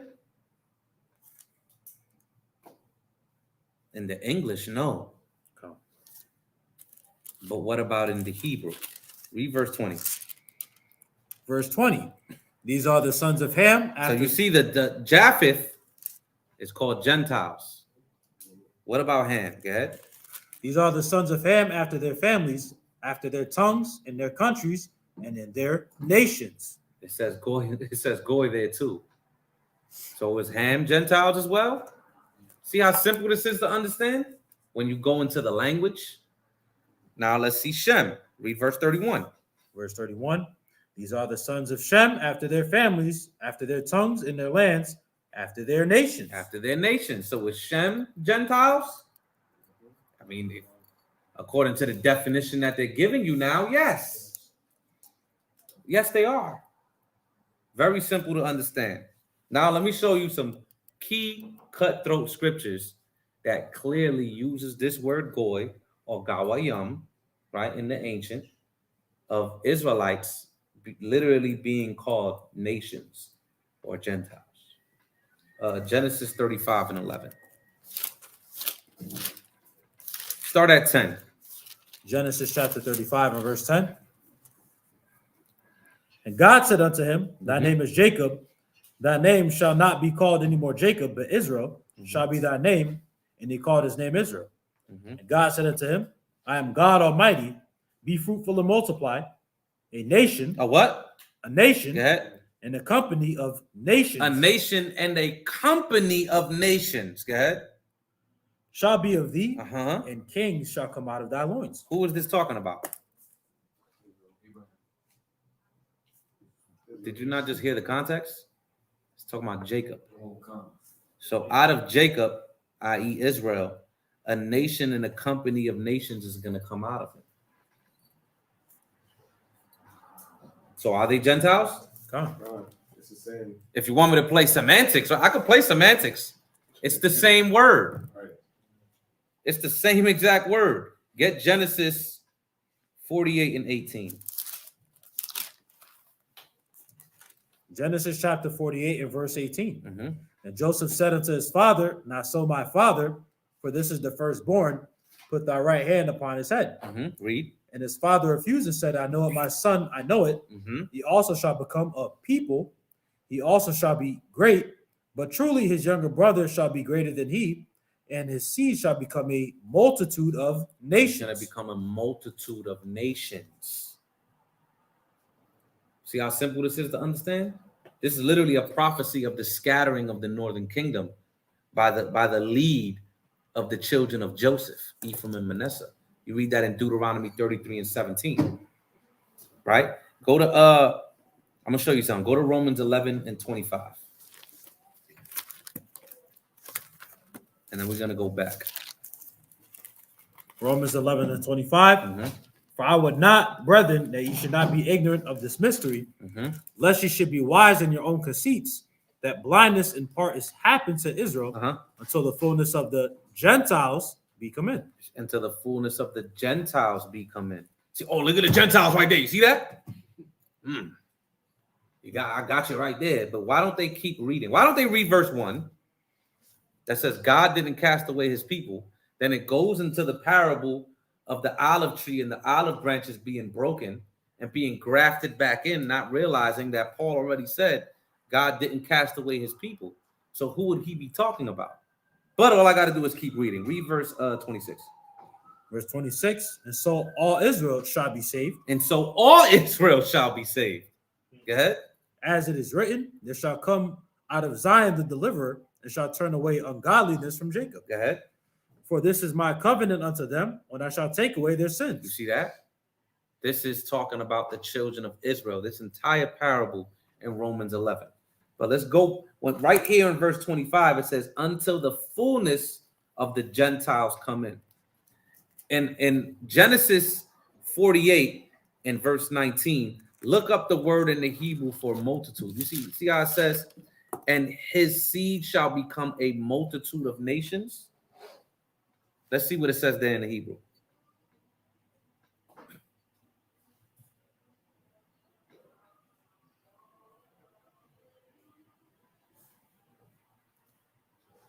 You got it? Oh. Yeah. 48 and verse 18. 48 and Multitude? 19. Yeah, Yep. The Hebrew word is H4393. Yep. Mala'at, which is fullness. What? Fullness. What? Fullness. So what was Paul quoting? Paul was quoting Genesis 48 and 19. The fullness of the nations. The fullness of the Gentiles. The multitude of the Gentiles. The multitude of the nations. This is what he was quoting. But when you're trying to write to people in Greek, because that's what Paul was writing in, while reading Hebrew scriptures, he's going to use the best words that he can. You understand? It's just like when you're translating. Matter of fact, get that in the prologue of Sirach. It's just like when you're translating something from Greek to English. You're going to use the best words you can. But as men who study, you always have to go to the original language to get the fullness of the understanding on what is being spoken about in the verse. Khan, get that in the prologue of Sirach real quick. Prologue to Sirach. For the same things uttered in Hebrew and translated into another tongue hath not the same force in them. And not only these things, but the law itself and the prophets and the rest of the books have no small difference when they are spoken in their own language. You see that? So, of course, they're going to lose certain power and certain meanings, right? This is why you have to go into the original language. Manasha. If you ever look at a movie, and in certain movies they have a language, they translate The subtitles. They translate it to certain languages. Like, let's say they say a joke in a movie in English that has a punchline, and sometimes even in Spanish movies they have to change the different jokes because it doesn't have the same punchline. Like, you can see that, and I've seen it in certain movies translated from Spanish. Like, wait, they didn't say that. That's a fact. That's a fact. That's a very good point. And that's just English to Spanish. Imagine Hebrew to Greek, ancient Greek at that, right? And then ancient Greek, the Koine Greek, into English. They're going to use the best words they can, right? This is why even in the prologue to the KJV, they literally say we tried and managed our best in this translation and do not be dogmatic. Y'all remember when I brought that out? You can't be dogmatic. Search for yourself. The translators literally said that. But Christianity has brought in dogma. You understand? Get Isaiah 11. And if brothers got any questions and points to make, y'all always could raise your hand and let me know. Go ahead. 11 and 10. Isaiah chapter 11 and verse 10. Go ahead. And in that day there shall be a root of Jesse, which shall stand for an ensign of the people. Which is Yawasap, right? Ah. Okay. To it the Gentiles seek. To it shall the Gentiles seek, Mhm. and his rest shall be glorious. See, right? I've seen Christians go here. You see that? To it shall the Gentile shall seek, brother. Did you read the next verse? Who is the Gentiles he's speaking about here? Read. Verse 11. And it shall come to pass in that day that the Lord shall set his hand again the second time to recover the remnant of his people, which shall be left from Assyria, from Egypt, and from Pathros, and from Cush, and from Elam, and from Shinar, and from Hamath, and from the islands of the sea. And he shall set up an ensign for the nations. It shall assemble the outcast of Israel. How shall what?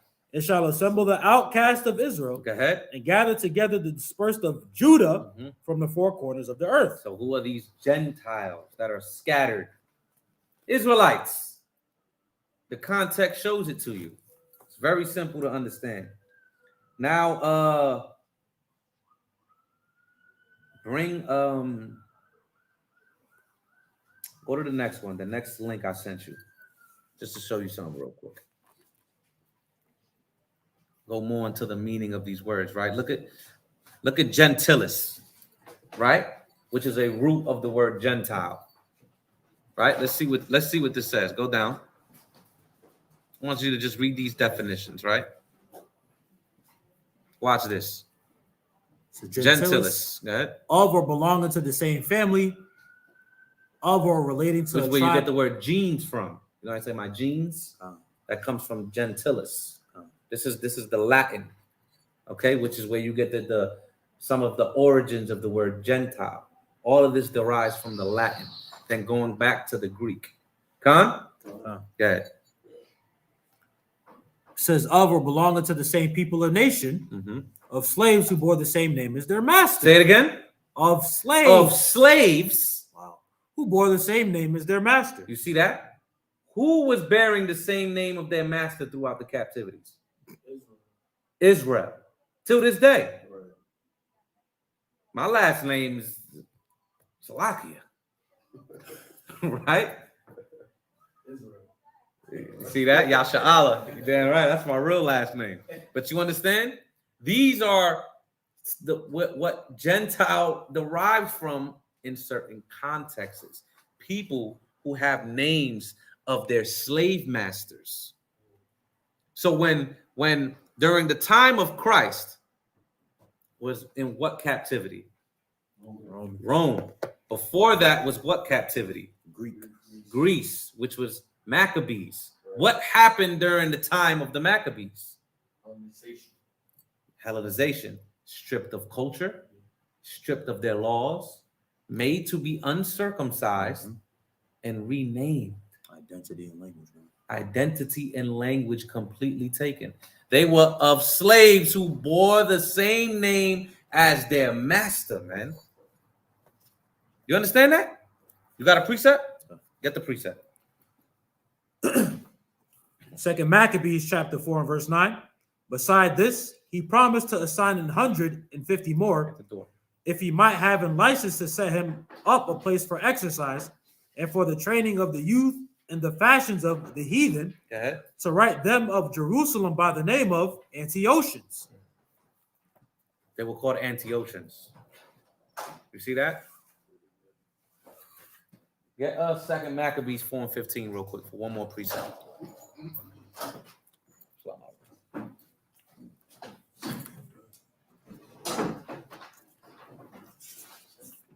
Second Maccabees chapter 4 and verse 15. Go ahead. Not setting by the honors of their fathers, So they didn't set by the honors of their fathers. Go ahead. but liking the glory of the Grecians. But liking the glory of the Grecians best of all. You see that? That's why you have people like Cornelius, Titus. These people who had Greek name, Luke.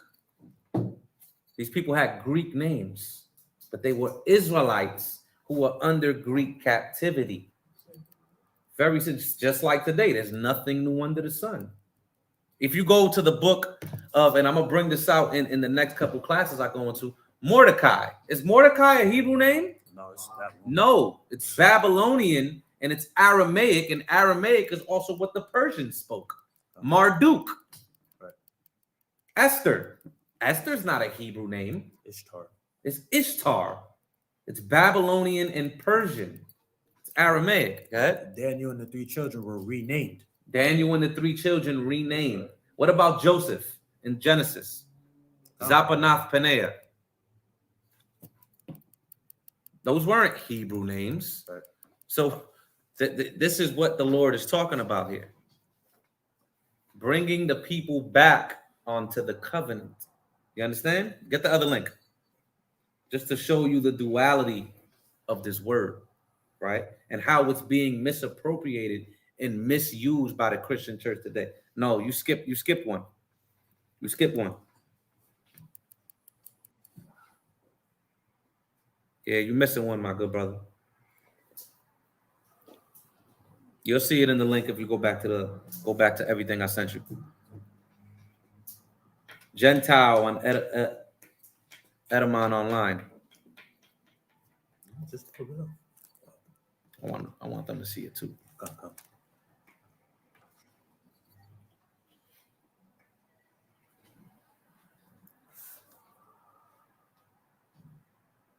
This is better. Yeah, read that.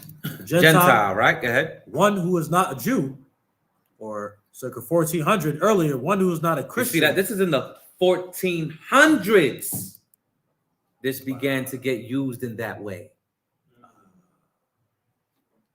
The Inquisition. Now The Inquisition.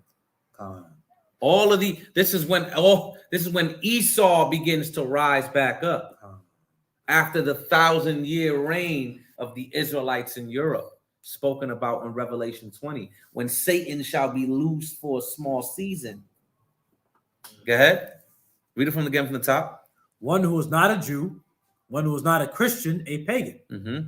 From the late Latin noun of Latin gentilis. There you go.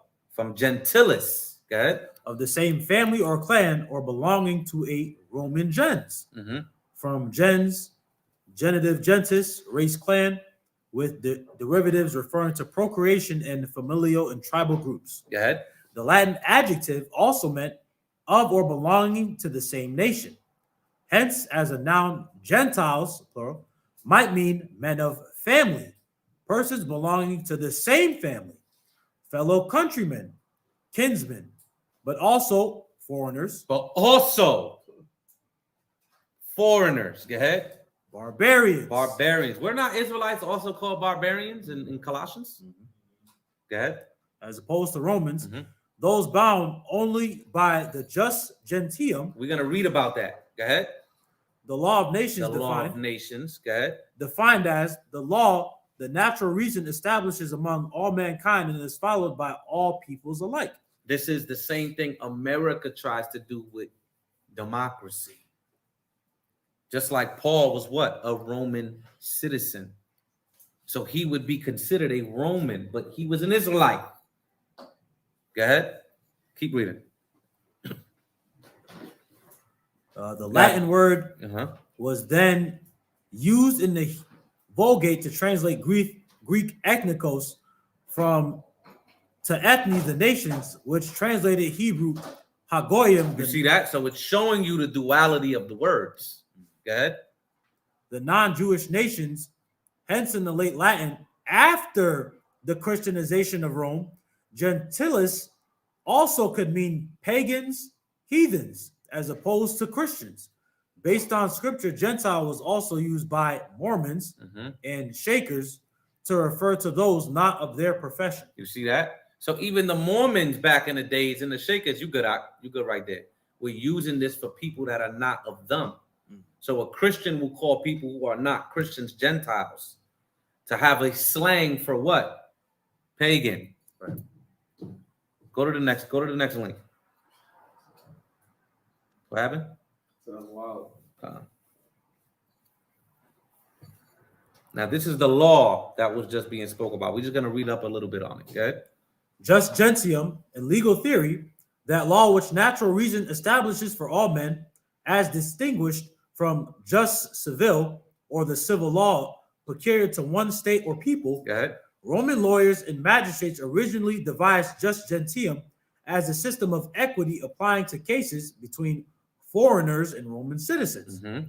The concept originated in the Romans' assumption that any rule of law common to all nations must be fundamentally valid and just. Mm-hmm. They broadened the concept to refer to any rule that instinctively commended itself to their sense of justice. Eventually, the term became synonymous with equity or Praetorian law. In modern law, there is distinction between jus gentium privatum, which denotes private international law. Otherwise, so they still use this till this day. This is the private international law. Go ahead.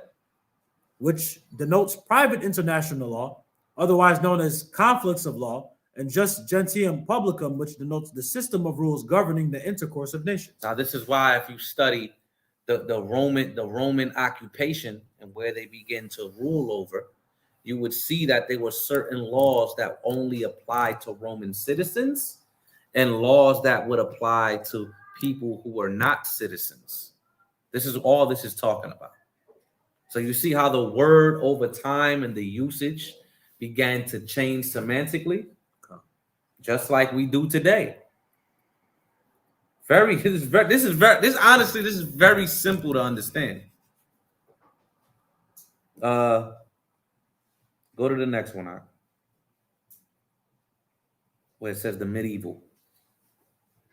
Go to that picture, and then we're going to go into another link and read certain parts of it.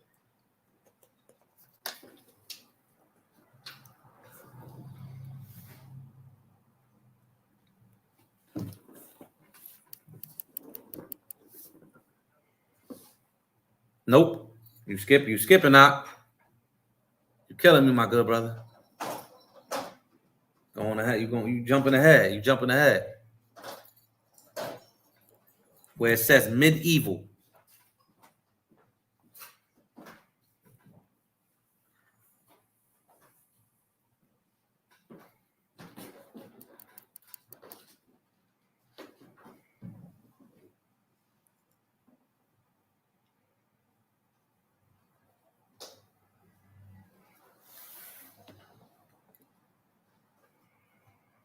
All right, so this is, you see the sage there, Ibn Ezra, right? He wrote this in the Middle Ages. This is commentary that he wrote, right, on Genesis 48 and 19. We just read that, right? Now, this was during the occupation of the Moors in Europe. So this is also what the Moors in Europe were teaching, right? And who were the Moors? Come on, there you go. Read that. Come. It says, many nations will descend from him, Ephraim. That is, the word fullness, mellow, connotes abundance, the phrase meaning, his seed will become the abundance of nations. Mm-hmm. According to Radak, R. David Kimchi, Torah scholar in the Middle Ages, this refers to the exile when the lands of others will be filled with his scattered descendants. You see that? So this is a prophecy. This is just to show you, because they don't like to listen to Israelites. They don't like to listen to us. So I just got to show you that they also taught this back in the days. I could show you this even in the reformation of the Christian churches going against Catholicism, saying salvation was only for Israel. I could show you that, which I will soon. Not in this class, but I'm going to have to bring all these sources back out. Right? So now go to the link. Go to the link, right? This link is Frank Nettle, which is an extremely controversial person. Extremely controversial. The Christian churches love to bash this guy. A lot of his work is actually hard to find. I'm glad that this is still up. Who's the other controversial guy? Was it Marcion? Yeah. So put it on the whole screen out so they can see it. Read where it says origin of the word Gentile. We're gonna go there. We're not gonna read all of this. We're gonna jump around, right? Because this is a very long article, okay? It says origin of the word Gentile. The word Gentile does not come from either the Hebrew language or the Greek language. The word Gentile is coming to the English language from the Latin language. Mm-hmm. The Latin word We gen. just read that, right? From what? Gentilis. Go ahead. The Latin word gens or gentis means a family, a clan, a stock of people, a race, a tribe of people, a nation. This is the root from which our English word Gentile has been formed. Now, it should be immediately apparent that gens has a considerable scope of meaning and of application. And the plural gentes refers to multiple races, tribes, and nations. The plural Latin word gentes is most assuredly not restricted to any particular ethnic or racial group of people. See, it's not prescribed to anybody in particular. This is why anytime you ask a Christian, but the Gentiles, okay, who are they? Why you only go to words that are ambiguous? You can never show me a word that says Esau shall be saved, or Moab shall be saved, or this shall be. Never, it's never a nation. It's only a word that's ambiguous. Go ahead. However, that is not how the English word Gentile is used in the Church of God today or in our English language translations, is it? When the people of the church use the word Gentile, then they wish to make a racial distinction. So the commonly accepted meanings are, number one, all of the racial descendants of the man Jacob are Israelites. You gotta scroll down now. Go ahead. Two, all other human beings are Gentiles. So this is what's being taught in the church. These are Israelites. Everybody else is Gentiles. It's a complete false way of using the language. Go to where now. Start reading where it says a common form of division. It is very common human practice to divide all people into two groups, us and them. The us can refer to our family or our team or our club or our state or our nation or our church or our ethnic group, etc. And then the designation them refers to everyone else. I am reminded of the musical Oliver with the song Consider Yourself One of Us. That's when we extend an invitation to one of them to be accepted as a member of us. Go ahead. This tendency to view people as us and as them is especially noticeable on the national level. Almost all nations do this.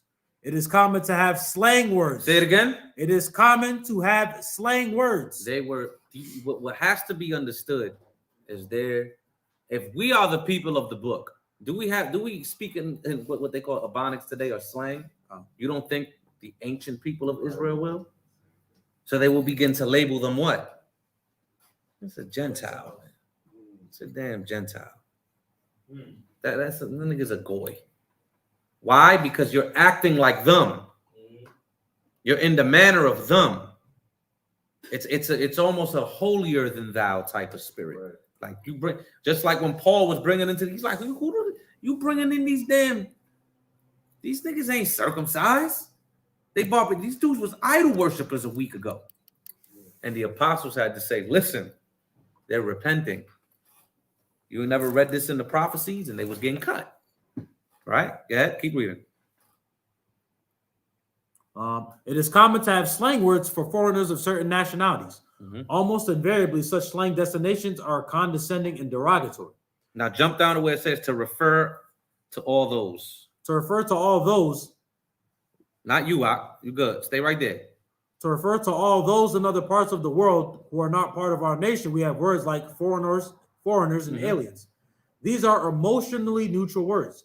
We understand that in different circumstances, when we travel to other parts of the world, these words will apply equally to us. You see that? This is very simple to understand. Right. Jump down, not you, Abayak. Stay right there to where it says, no, that's not.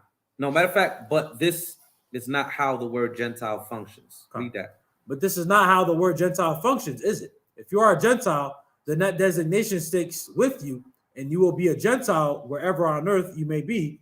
You can be a foreigner in our country, and we will be foreigners in your country. But it is not that you are a Gentile when you come into our country, but that we are Gentiles when we come to your country, is it? No, that's not how the word Gentile functions.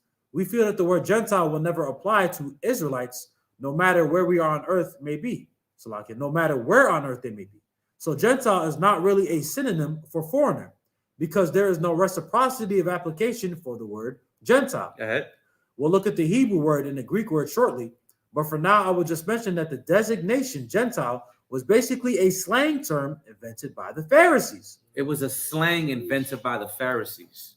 So if you read a lot of the work of the Pharisees and if you study them, these were the pompous people in Israel who are looking at the people outside of the land and the people who are not following them. And they were calling these people who were Israelites Gentiles.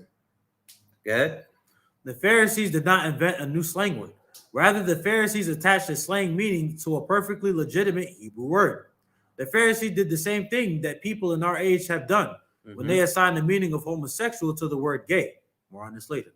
You see that? Now go to where it says the Hebrew word goy and goyim. We're going to read a little bit of it. The Hebrew word translated as Gentile in the Old Testament is goy, with the plural being goyim. Throughout this article, I will present these two words, goy and goyim, to indicate whether we are dealing with a singular or with the plural of this word. In those cases where a statement applies to both the singular and the plural forms, I will write goyim. But here is the basic point we need to grasp. The Hebrew word goy only applies to a group of people. The word goy never describes a single individual. That's the same as our word nation. So it's like in the root of the word goy, you can't say he's a goy. But you know, Jews do that today because they're using a slang. The fake Jews, he's a goy, a goyim.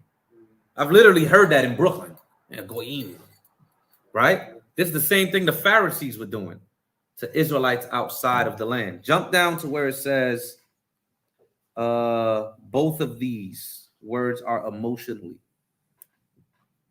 You scroll down. There it is. There it goes right there.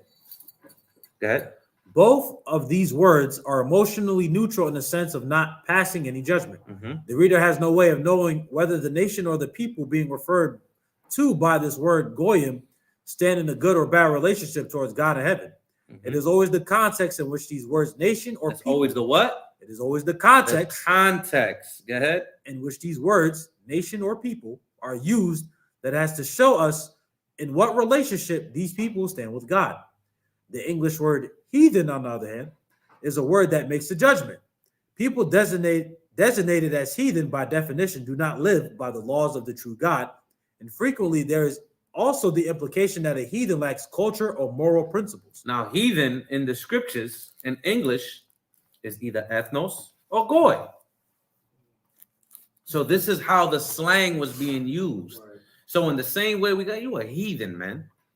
It's how the Pharisees were saying it, goy. Good. As I said, the word heathen passes a moral judgment about the person so described, and heathen is not a correct translation for goy. The English word Gentile likewise makes a judgment. People designated as Gentiles are deemed to be non-Israelites, with a certain amount of put down being implied. Nobody in the churches of God, no minister, no lay member, has ever at any time used the term Gentile to express deep respect and courtesy and politeness towards the people he referred to as Gentiles. The word is never intended to be an expression of respect or a compliment. The word Gentile makes a judgment in the same way that the word heathen makes a judgment. But that is not what God really intended, what God himself repeatedly used this word goy throughout the Old Testament. All right, now scroll down, right? We're going to go to another part. Scroll down. Keep going. Keep going. Keep going. Keep going. Keep going. Keep going. Keep going. Keep going. And I'll send y'all this article. All right, go back up. Go back up a little bit. All right, stop. Stop. Hold on. Let me make sure this is the same thing. Nope, keep going down. My bad. So lock in. Keep going. Keep going. It's a long article. I don't want to read the whole. If we read the whole thing, we'd be here till 3 a.m. All right, stop. Go up a little bit. Up. You see where the numbers are? Go to where the beginning of the numbers. All right, so that we have here. Read one and go and keep going down.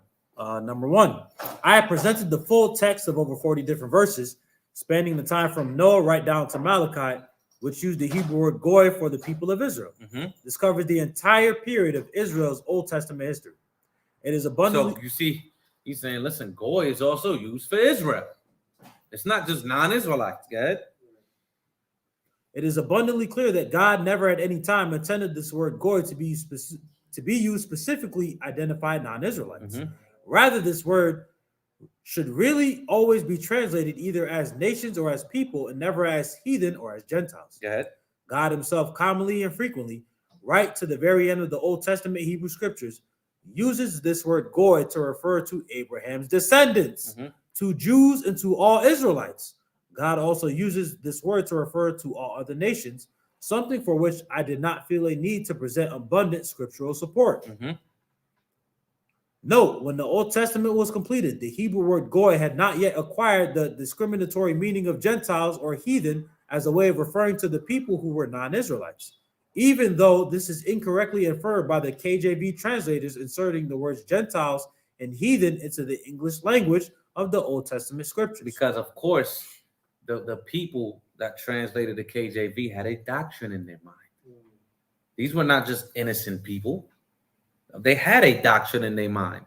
So they put certain things on purpose. Just like if you read Matthew 1 and you says begat, begat, begat, begat, begat, then out of nowhere when it comes to Mary, it says born. But it's the same Greek word that everything else says begat. Wow.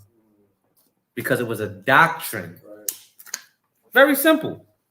That's why you always have to go back to the language that it was written in. Go ahead. Shortly, we'll examine the New Testament, and exactly the same picture emerges that the Greek word sometimes translated as Gentile should really have only been translated as nation or as people, and not as heathen or as Gentiles. The Jews at some point, well after the Old Testament had been completed, and they were by then speaking Aramaic rather than Hebrew, changed the meaning of the Hebrew word goy to mean all non-Israelites. It became what we call today a slang expression for all non-Jews, obviously with derisive overtones. The Jews did not want this word goy to be used in reference to themselves. This is obviously in clear conflict with the way God frequently and commonly used this Hebrew word throughout the Old Testament. But slang has a way of ignoring the real meanings of words and attaching arbitrary new meanings to words. Consider the following point. The Hebrew language actually has several different words that mean stranger, alien, foreigner, sojourner. The Hebrew words in question include ger, maguar, tashab, nakri, zuar. Some of these Hebrew words would never be applied to Jews or to Hebrew-speaking Israelites. So you can stop there, right? It's fine. You're getting the point, Khan. So the entire point of this is to show that the word Gentile is being misused today. Right?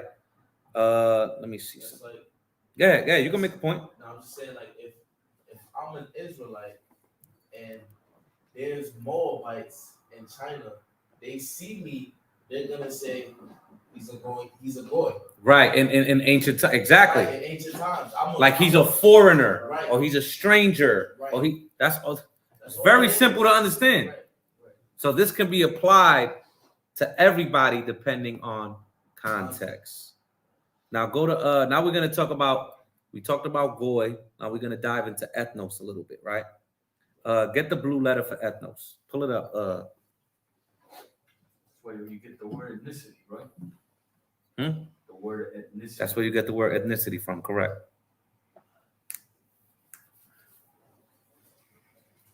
So Jake on the article that you He said Puerto Rican, New Yorican. I can't stand him. All right, we got ethnos G1484.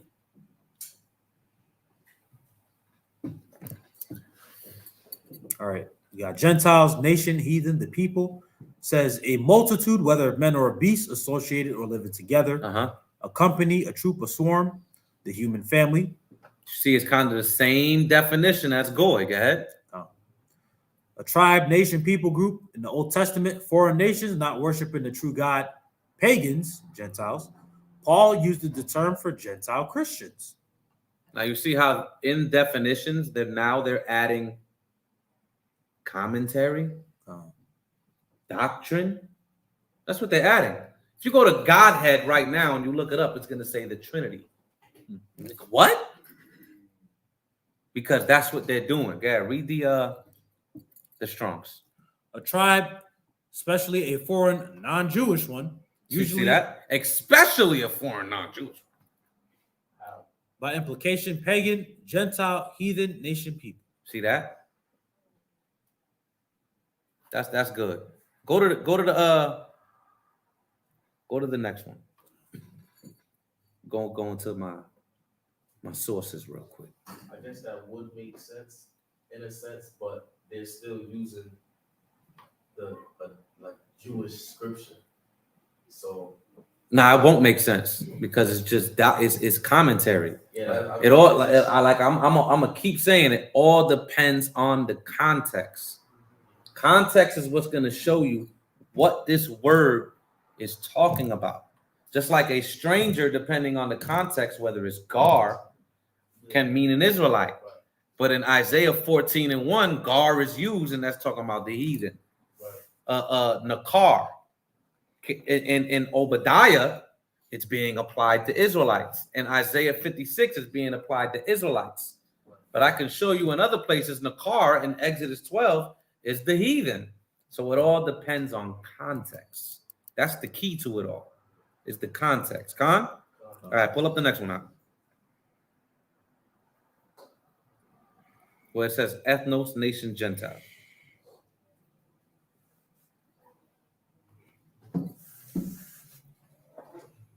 Everybody walking with me so far? You said the strangers in Isaiah 14:1 is talking about non-Israelites. Is that what you were saying? Yeah. Where it says the stranger shall cleave onto thee. Right. Right? Because when you keep reading, it's talking about us forcing them and taking them to the land. Okay. You know what I'm saying? Right. I get it. Okay. You get it? Right. I thought, yeah, because of what the context I understood it to be is like Israel's gonna be saved, and the strangers, like the other Israelites, I don't know who they are. So that's why I'm like, well, how would it mean stranger in that context? But I understand what you're saying. Con. Wait. Go ahead. Going to the next one, huh? Yep. It says ethnos, nation, Gentile. Carl L. Schmidt says on the definition of ethnos, this word, which is common in Greek from the very first, probably comes from ethnos and means mass or host or multitude, bound by the same manners. See, this is in the theological dictionary of the New Testament. These things are very good to buy. These are things that they don't promote because it actually goes. A lot of these things go into the language. Go ahead. It says multitude bound by the same manners, customs. You see that? Multitude bound by the same manners. You see that? The same. So it's kind of like you have an African, let's just say a Brazilian, a Chinese man, somebody from Europe. All these people are now in America and we're all bound by the same manners. We're all American. You see that? But we come from different places on earth. Go ahead. Bound by the same manners, customs, or other distinctive features. In most cases, ethnos is used of men in the sense of a people. He describes Fule as Fule. Go ahead. As people as a national unity of common descent. This is the national unity of common descent. Is Fule in the Greek. So ethnos never means your lineage. It means people who are bound by the same customs. But Fule is your descent. That's why in Acts chapter 10, what does it say? Where it says adophilos, which is Fule. It's two words put together. Right? What's that? Read that Acts 10 and 28, I think it is, or 38. Acts chapter 10 and verse 28. Yep. And he said unto them, you know how that it is unlawful thing for a man that is a Jew to keep company or come unto one of another nation. Of another nation. That word there is alophilos, which is talking about Israelites. Right? Now, what law says you can't keep company with a Moabite or Edom? Is it there? Law. But is there a law that says if an Israelite is uncircumcised, you can't keep company with him? Yeah. Even in the law proves the point. And there's more laws that show that. Khan? I mean, does it not say in the book of Hosea, Ephraim is joined to idols, let him alone? Separate from him? Khan? Khan. All right. You finished that, right? Let's go into some scriptures real quick.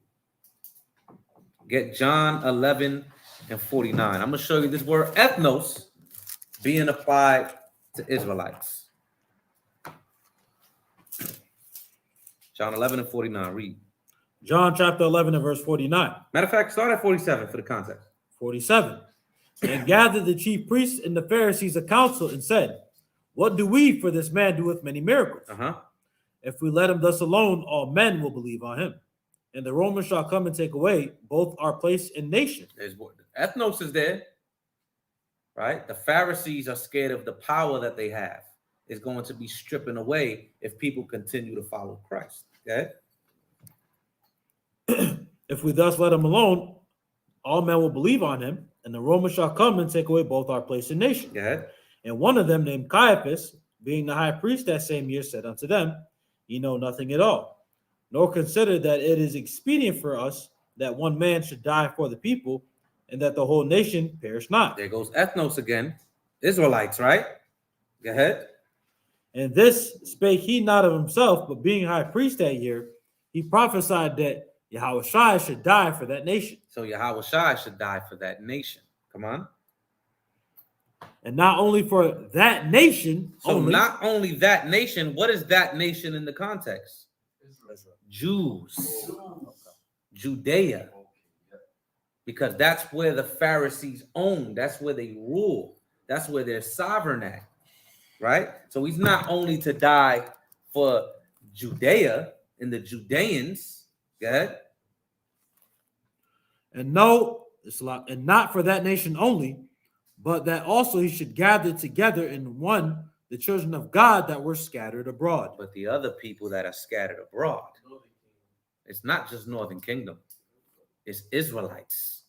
Because Judah was scattered abroad, and so was Benjamin and Levi. They were scattered abroad as well. So never fall into a trap of Northern Kingdom. It's Israel. All of Israel was scattered because the Greek captivity was primarily over who? The Jews. So they also fell under Gentiles, being uncircumcised, following Greek traditions. Come? So if you want accuracy, instead of that nation, you just put group. They didn't die for that group only. That multitude, that mass. Exactly.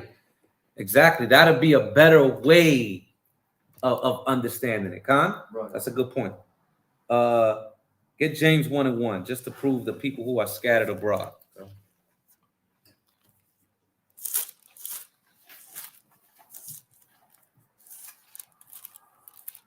James chapter 1 and verse 1. James, a servant of God and of the Lord Yahushua HaMashiach, to the 12 tribes. To the what? To the 12 tribes, which are scattered abroad.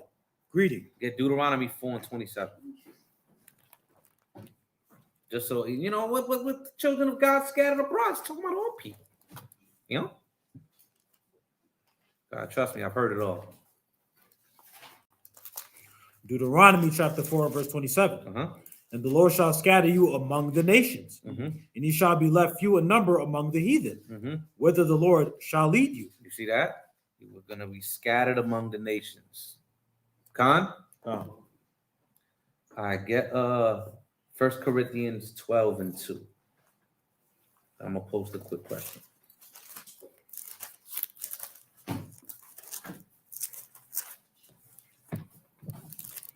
First Corinthians chapter 12 and verse 2. You know that you were in Salaki. You know that you were Gentiles carried away unto these dumb idols, even as you were led. So you were Gentiles carried away onto these dumb idols, even as ye were led. Who was he talking to here? How can you prove it?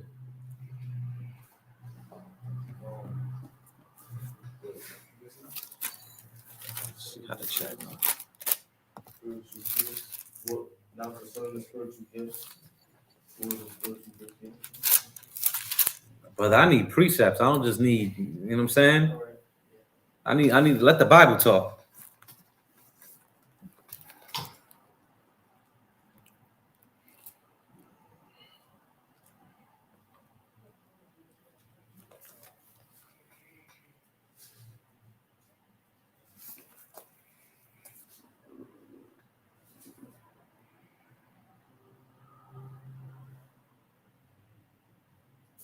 I would go with 1 Corinthians. No. Oh, go ahead. 1 Corinthians. I'm playing with you. Go ahead. 1 Corinthians, the beginning of the chapter. What it said?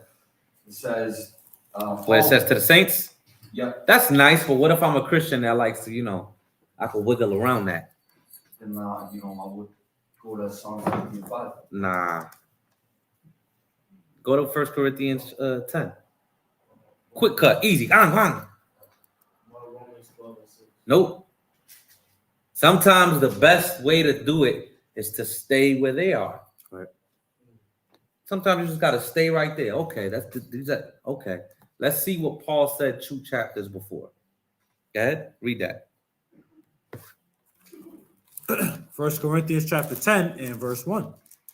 Moreover, brethren, I would not that ye should be ignorant. So you see, Paul is talking to the church of Corinth and is saying, listen, none of y'all be ignorant of this. Go ahead. How that all our fathers, go ahead, were passed under the cloud and all passed through the sea. And all were baptized unto Moses. Who was baptized unto Moses, man?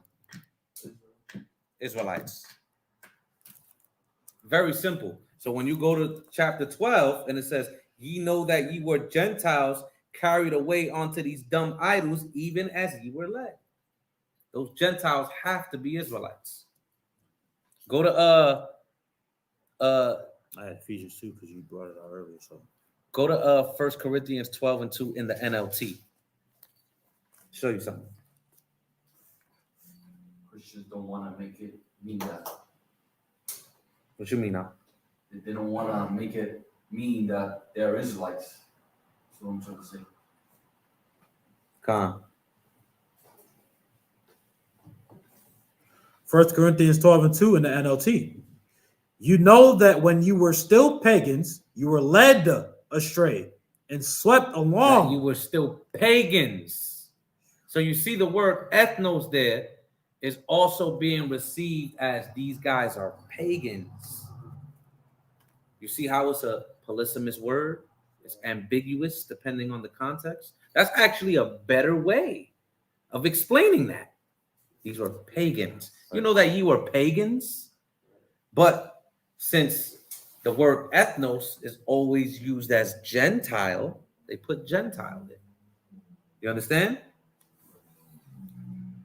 All right, let's go into another tricky word that they like to use.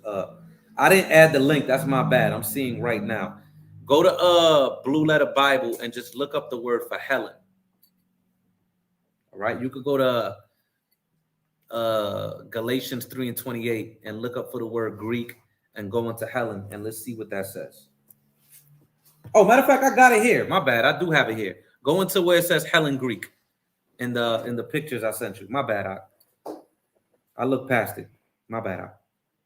I do have it here. Slovakia. Yeah. Yep.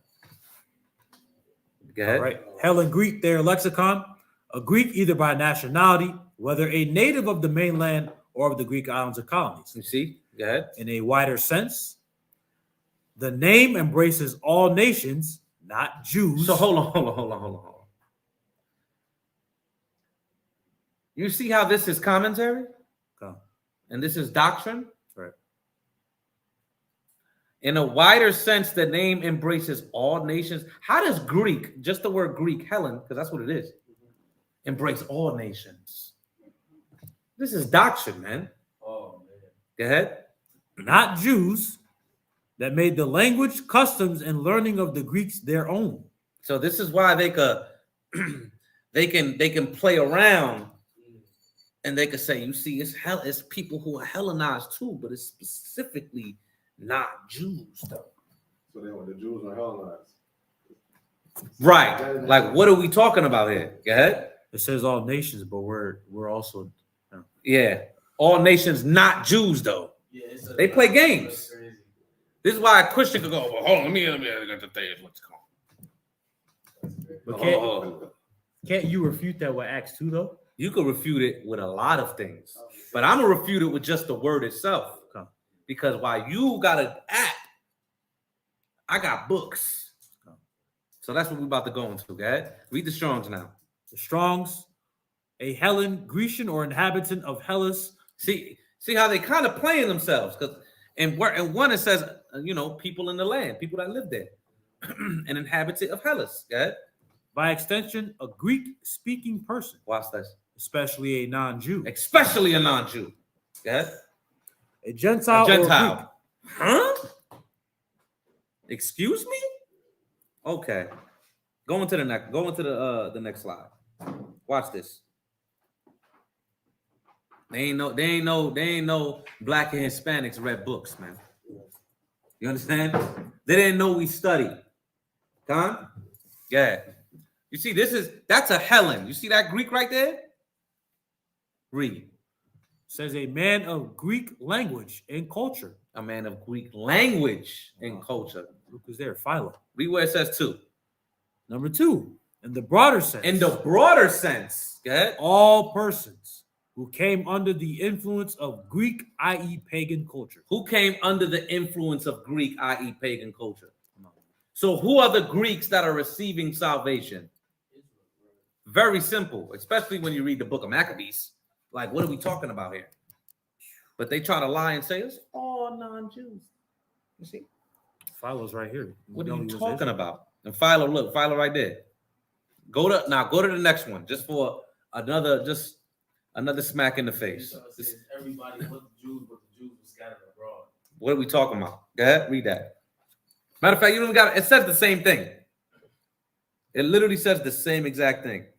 Nice little highlight on it. Con? All right. Let me see. Go to Matthew 28 and 18. I'm gonna show you somewhere else they go. Very easy to dismantle these things.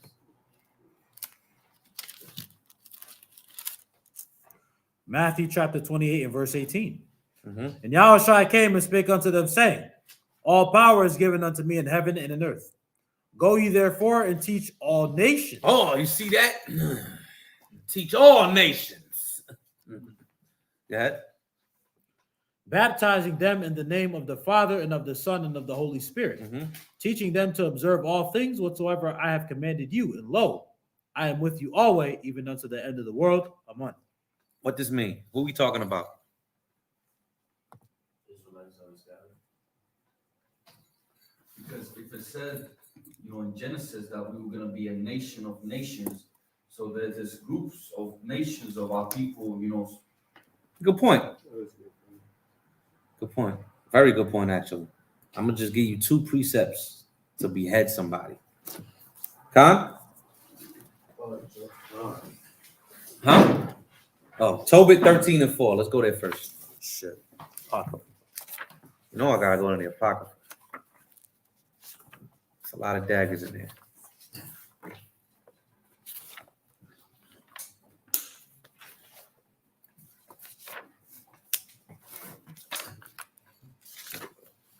This is Tobit chapter 13. And you said verse 4? Yes, sir. Verse 4. There declare his greatness and extol him before all the living. No, verse 3. I'm sorry. Verse 3. I wrote down 4 in my notes, but it's 3. Okay. Verse 3. Confess him before the Gentiles. Confess him before the Gentiles, right? You children of Israel. Uh-huh. For he had scattered us among them. That's why we do that. To find the Israelites among them. Very simple. Let's go to Isaiah 62 and 11. Another cut.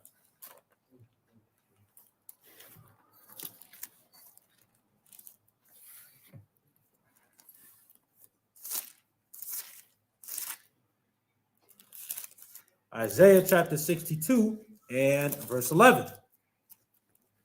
Behold, the Lord hath proclaimed unto the end of the world. Right? Go to all nations. Right? Unto the end of the world. Good. Say ye to the daughter of Zion. Say he what? Say ye to the daughter of Zion. Go ahead. Behold, thy salvation cometh. Behold, his reward is with him, and his work before him. You see that? So yes, of course, yeah, we're teaching everybody to find the Israelites. Khan? Very simple to understand. Very, very simple to understand. Now go to the next source, right? We actually almost done. I was gonna say, Yeah, you can make a point. to the point of it's not that we're teaching them, but out of the message, of course, the Israelites are gonna come amongst us. Absolutely. Doesn't that go along the lines of Isaiah 61 and proclaiming the gospel? Because as it is to Israel, we have to declare the gospel, which is a part of setting and proclaiming judgment that's coming upon the nations. Absolutely, that's part of the gospel. Part of the gospel is saying we're going to rule on this earth and you're going to serve under us, underneath the King of Kings. So if somebody comes to me, I'm going to teach you the gospel. I'm going to teach that you're going to telling a heathen we're going to rule and you going in chains. That's the gospel, literally. We're not evangelizing them, though. But that's no, we're not evangelizing them. The scripture also says, "Proclaim ye to the Gentiles, prepare for war." Scripture also says, proclaim ye to the nations, judgment is coming. That's Isaiah 34. Then when you keep reading, it talks about the same language that John the Revelator was using in Revelation 6 about the nukes dropping and judgment coming upon Esau. That's all in Isaiah 34. Condo. Can I ask you a question? Yeah, what's up, Mark? So What's up? So what it says this Matthew 28:19, right? Mm-hmm. Go ye therefore and teach all nations, baptizing them in the name of the Father and the Son and of the Holy Ghost. Mm-hmm. Not the Trinity, but then, right? Definitely not. Then I go to John 1:33, and it says, "And I knew him not, but he that sent me to baptize with water, the same said unto me, upon whom thou shalt see the Spirit descending and remaining on him, the same is which baptizes with the Holy Ghost." With the Holy Ghost. And I saw and bear record that this is the Son of God. Come. So that's a precept, right? Yeah, you can use that because who Christ came for. Right. Because when it says baptize them, it's not saying dump their head in water, man. Right. It's saying teach them. Right. Teaching all nations, not with the nations that he came to. Exactly. Right. It's a good precept. Good precept. I can explain it a little better, but it's a good precept. Bring up the next source. I'm gonna show y'all something. Right? You see the source. Put it on the whole screen.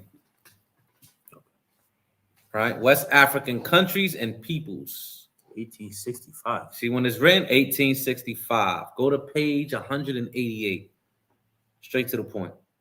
Don't ask me why I read these things. Just I read.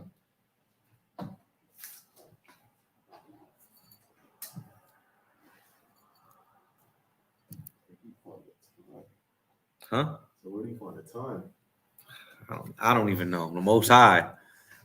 Yeah, go scroll down. Scroll down. Scroll down. Scroll down. You see where it says the 10 tribes? Go up a little bit. The 10 tribes. Start there. Watch this. It says the 10 tribes of Israel, after they were left to follow the dictates of their own mind, and during the commotion and destructive warfare which ensued, to escape utter extermination, migrated according to the usage of the times in vast numbers into various countries. So they migrated into various countries. Go ahead. Interesting. But principally into Northern Africa. But a lot went into Northern Africa. This is where you get Carthage. People who began to dwell in Carthage. You can read letters in Carthage, and Zebulon was there. All right, go ahead. As it is then presented the safest and easiest route. Once settled, every commotion in intestine war had the most powerful effect of inducing these migratory bands to shift their abode still further, and so lose all connection with the other branch of the tribe. As hundreds of years pass on, Go ahead. And generation after generation roll away, they lose a great many of their habits and customs, becoming more amalgamated with the population with which they associate. So they begun to follow the cultures of where they got scattered to. So when Israelites went into Europe, Right. they began to change their customs. When Israelites went into Africa, when Israelites went into Asia, and then finally, when they, during the Persian captivity, they went and came to America with not just the customs of Israelites, the customs from other nations.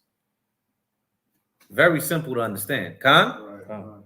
let's go to the next source.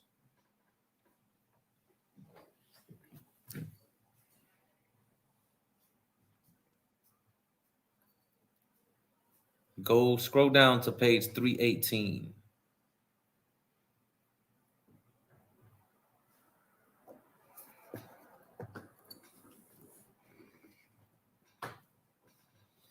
I start where it says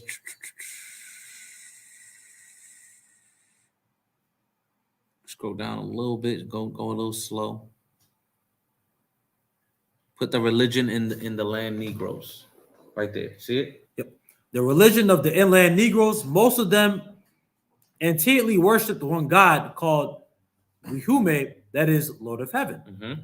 This persuasion of theirs not being inculcated by any priest who study rites and ceremonies, imposing reverential awe of their disciples and proselytes. But instinct and So mere what this is saying is no Jewish people went there and converted them. They already had these. This is in Africa. Go ahead. But instinct and mere dictates of nature, which brings as soon as to the acknowledgement of a deity, something not subordinate, but infinitely supreme, governing all. Mm-hmm. After this, they were instructed in the Mosaic laws, which they long and zealously observed, till some of them being converted to the Christian faith, Mm-hmm. wholly eclipsed the Jewish. Then Christianity, flourishing many years, till Mohammedanism, Which is Islam. at last overspreading all Asia and these parts of Africa, they, being still greedy of novelty, fell into apostasy, drinking the poison of this new and dire infection. So what it's just showing is in the interiors and the west coast of Africa, which is where he's studying, he's saying these people were keeping the Mosaic laws way before we came here. And then we came and introduced the false form of Christianity. Even though I have sources that says way before these Catholics went there, they were Christians on the west coast of Africa, keeping the laws of God. I'm gonna bring that out one day, right? I got them. And then from there, from keeping the Mosaic law, going into the false form of Christianity, they eventually got conquered and began to follow Islam. That's what he's saying. That's why you ever seen Roots? What are they worshiping? Allah. It's very simple to understand. Going to the last source. Oh. The last source. The waters of Babylon. Put preview. Where it says preview, to the left. Go to page 86.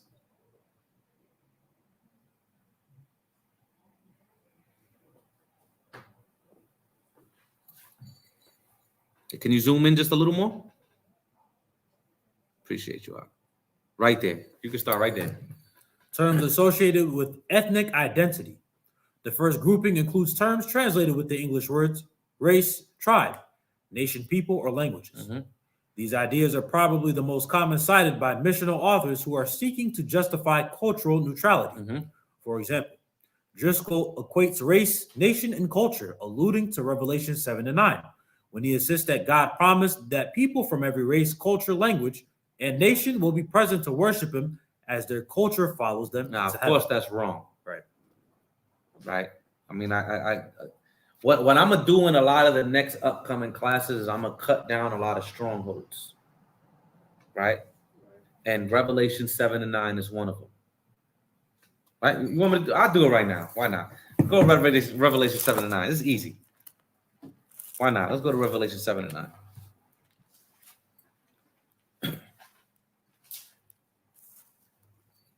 Revelation chapter 7 and verse 9. Go ahead. After this I beheld, and lo, a great multitude which no man could number, of all nations and kindreds, and people and tongues stood before the throne and before the Lamb, clothed with white robes and palms in their hands. So you see that? They go crazy right here. See that? Okay. Read it again. After this, I beheld, and lo, a great multitude. Stop. 2nd Ezra 3 and 16. What was that? 2nd Ezra 3 and 16. We're gonna destroy this false doctrine. Real quick. Go ahead. 2nd Ezra chapter 3 and verse 16. Come on. And unto him thou gavest Isaac, and unto Isaac also thou gavest Jacob and Esau. Go ahead. As for Jacob, thou didst choose him to thee, and put by Esau, and so Jacob became a great multitude. Oh, what? A great multitude. So who is that great multitude? Go back to Revelation 7 and 9. Revelation chapter 7 and verse 9. Go ahead. After this I beheld, and lo, a great multitude, which no man could number, of all nations and kindreds, and people and tongues. So it says a great multitude which no man could number. It's 2nd Ezra 2 and 42.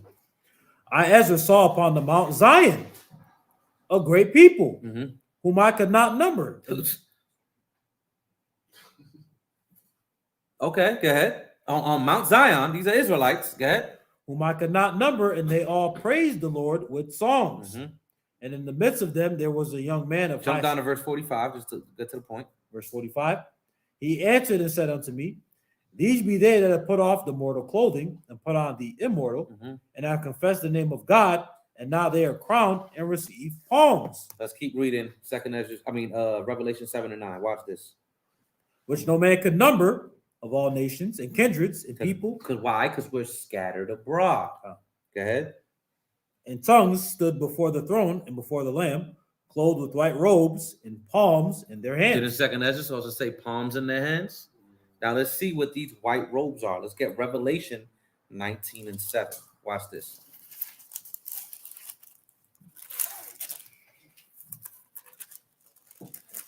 Revelation chapter 19 and verse 7. Let us be glad and rejoice and give honor to him, for the marriage of the Lamb is come, and his wife hath made herself ready.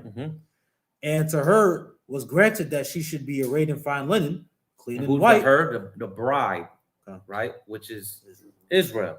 Go ahead. For the fine linen is the righteousness of the saints. And who are the saints, Manashah? There you go. Quick cuts. Revelation 7 and 9 destroyed. That whole false doctrine gone. Another one, if I could add. Go ahead. 2nd Ezra chapter 2 and verse 40.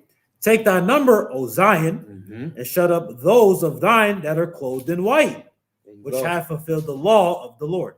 Cut. Let's go back to that source, right?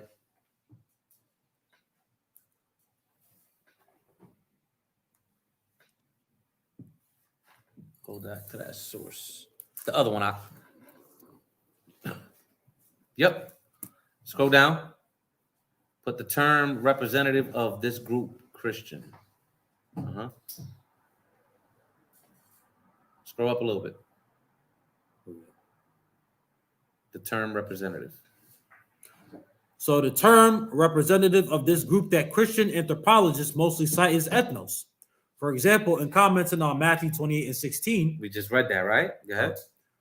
To verse 20, Christian cultural anthropologist Perel and Howell explain that the word translated nations here, ethnos, refer to the culture of a people, an ethnic group. You see that? To the culture of a people, an ethnic group. Go ahead. They directly equate ethnos with culture and insist that the cultural anthropology helps us fulfill the Great Commission by preparing Christians to go all ethnic and speak. So when a Christian says the Great Commission, they're talking about Matthew 28 and 16 to 20. The Great Commission is converting all these people, but it's all these scattered Israelites among these people. Jump down to where it says of the 164 times. Of the 164 times it appears in the New Testament, ethnos is translated in the ESV as Gentile 96 times, nation 68 times, pagans 3 times, and people 2 times. Lexicons define the term as a multitude, whether of men or beasts, associated or living together, a multitude of individuals of the same nature or genus, a race, nation, people group, or even specifically link it to the idea of culture. The idea of culture. What did it say? Bound by the same manners, like American culture, Roman culture, Greek culture. Go ahead. A people. Go scroll down. Next page.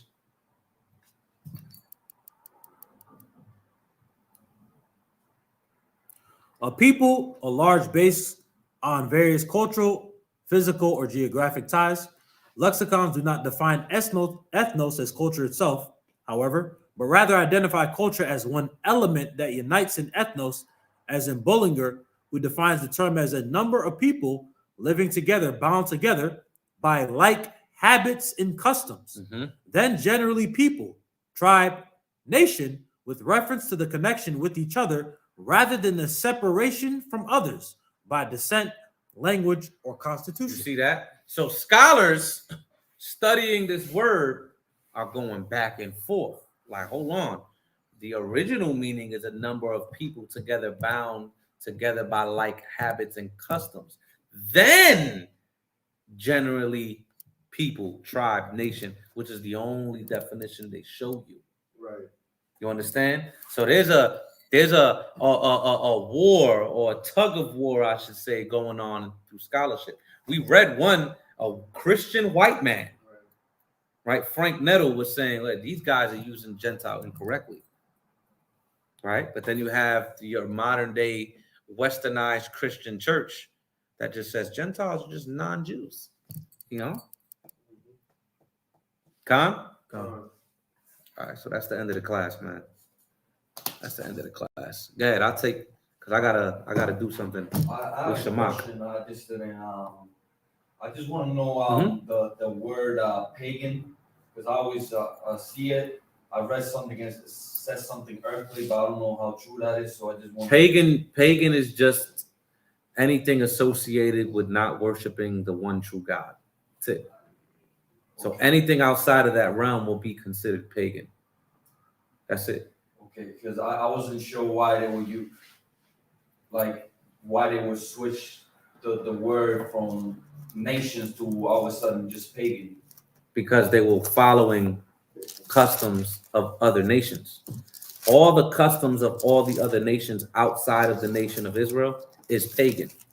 You know what I'm saying? So if you're following, let's just say these damn Moabites, right? That they run around with the freaking sticks and the damn dragons and all that. What I catch you doing that one day, Manasha. I pray to God I don't, right?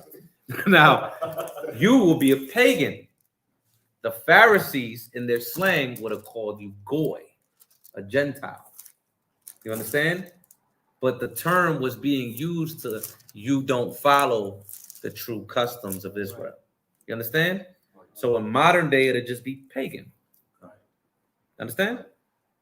Another question. Go ahead, I heard that the Trinity sprung out because Catholics was trying to find a fallacy in the Bible, and they were trying to say that. No, where are you getting that from? I don't know. I don't know. That's why I'm asking you. Get up in the book of Acts. Paul says, "After me, ravenous wolves shall come." So I was saying that Catholics were trying to find if it don't make sense that he was sinless, and so they were trying to equate that there was a doctrine that came by Catholics trying to say that if he didn't sin, he must be God. I don't know. So the Trinity is an ancient tradition before Christ even came, right? Which was a system of three gods, right? Now, the Trinity got adopted into the Christian or Catholic Church because as back then, the church became a business. So if I'm an emperor and we in Christianity is our main religion within my empire, what I begin to do is I begin to adopt pagan customs in the different lands that I'm in and adopt it within Christianity, which is the form of Catholicism. That's why Catholicism means universal, because it does. When a lot of people say universal means all people get saved. No, yes, they taught that doctrine, but universal was everybody be underneath one religion. So they adopted all these other customs with Christmas and Valentine's Day and all these things got adopted into the church. You understand? That's what, You get it? yeah, I just thought it was like Catholics debating about. Yeah, of course it was Catholics debating, but I wouldn't say Catholics. It's Christians. Right. Because Christian is the same thing. I'm a Baptist. Nigga, you a Catholic. You teach Catholic dogma. You understand? I see, yeah. So read that. I'm going to show you how this happened, not by Catholics. These false doctrines began to enter the church directly after the apostles. Go ahead. Acts chapter 20 and verse 29. Go ahead. For I know this, that after my departing shall grievous wolves enter in among you. So Paul said, after my departing, grievous wolves shall enter in among you. Go ahead. Not sparing the flock. Not sparing the flock. Get 3 John. 3 John verse 9. 3 John verse 9. I wrote unto the church, but Diotrephes, who loveth to have the preeminence among them. So Diotrephes was a man in the churches of Asia that was directly under John. He was a man that liked to have preeminence. He wanted to be the top guy in charge. He didn't want to listen to the apostles. So he began to bring in false doctrine. When you read Revelations and you see all of these being addressed to the churches, don't you see false doctrine there? Right. So now picture hundreds of years later, right? This is why it says in I believe in Amos, famine of the word. That's what this is talking about. The famine of the word is talking about from the time of 70 AD going all the way to the time of when we begin to bring back the truth onto the earth. You understand? Get 2nd Ezra 6, last precept, verse 28. 2 Ezra 6:28. Yes, sir. 2 Ezra chapter 6 and verse 28. As for faith, it shall flourish, corruption shall be overcome, and the truth, Go ahead. and the truth which hath been so long without fruit, Which has been so long without fruit, go ahead, shall be declared. shall be declared. This is what we're doing now. We're declaring the truth. Con? All right. All praises. You got a song to take us out with? Okay. Amadum upon your makwadam.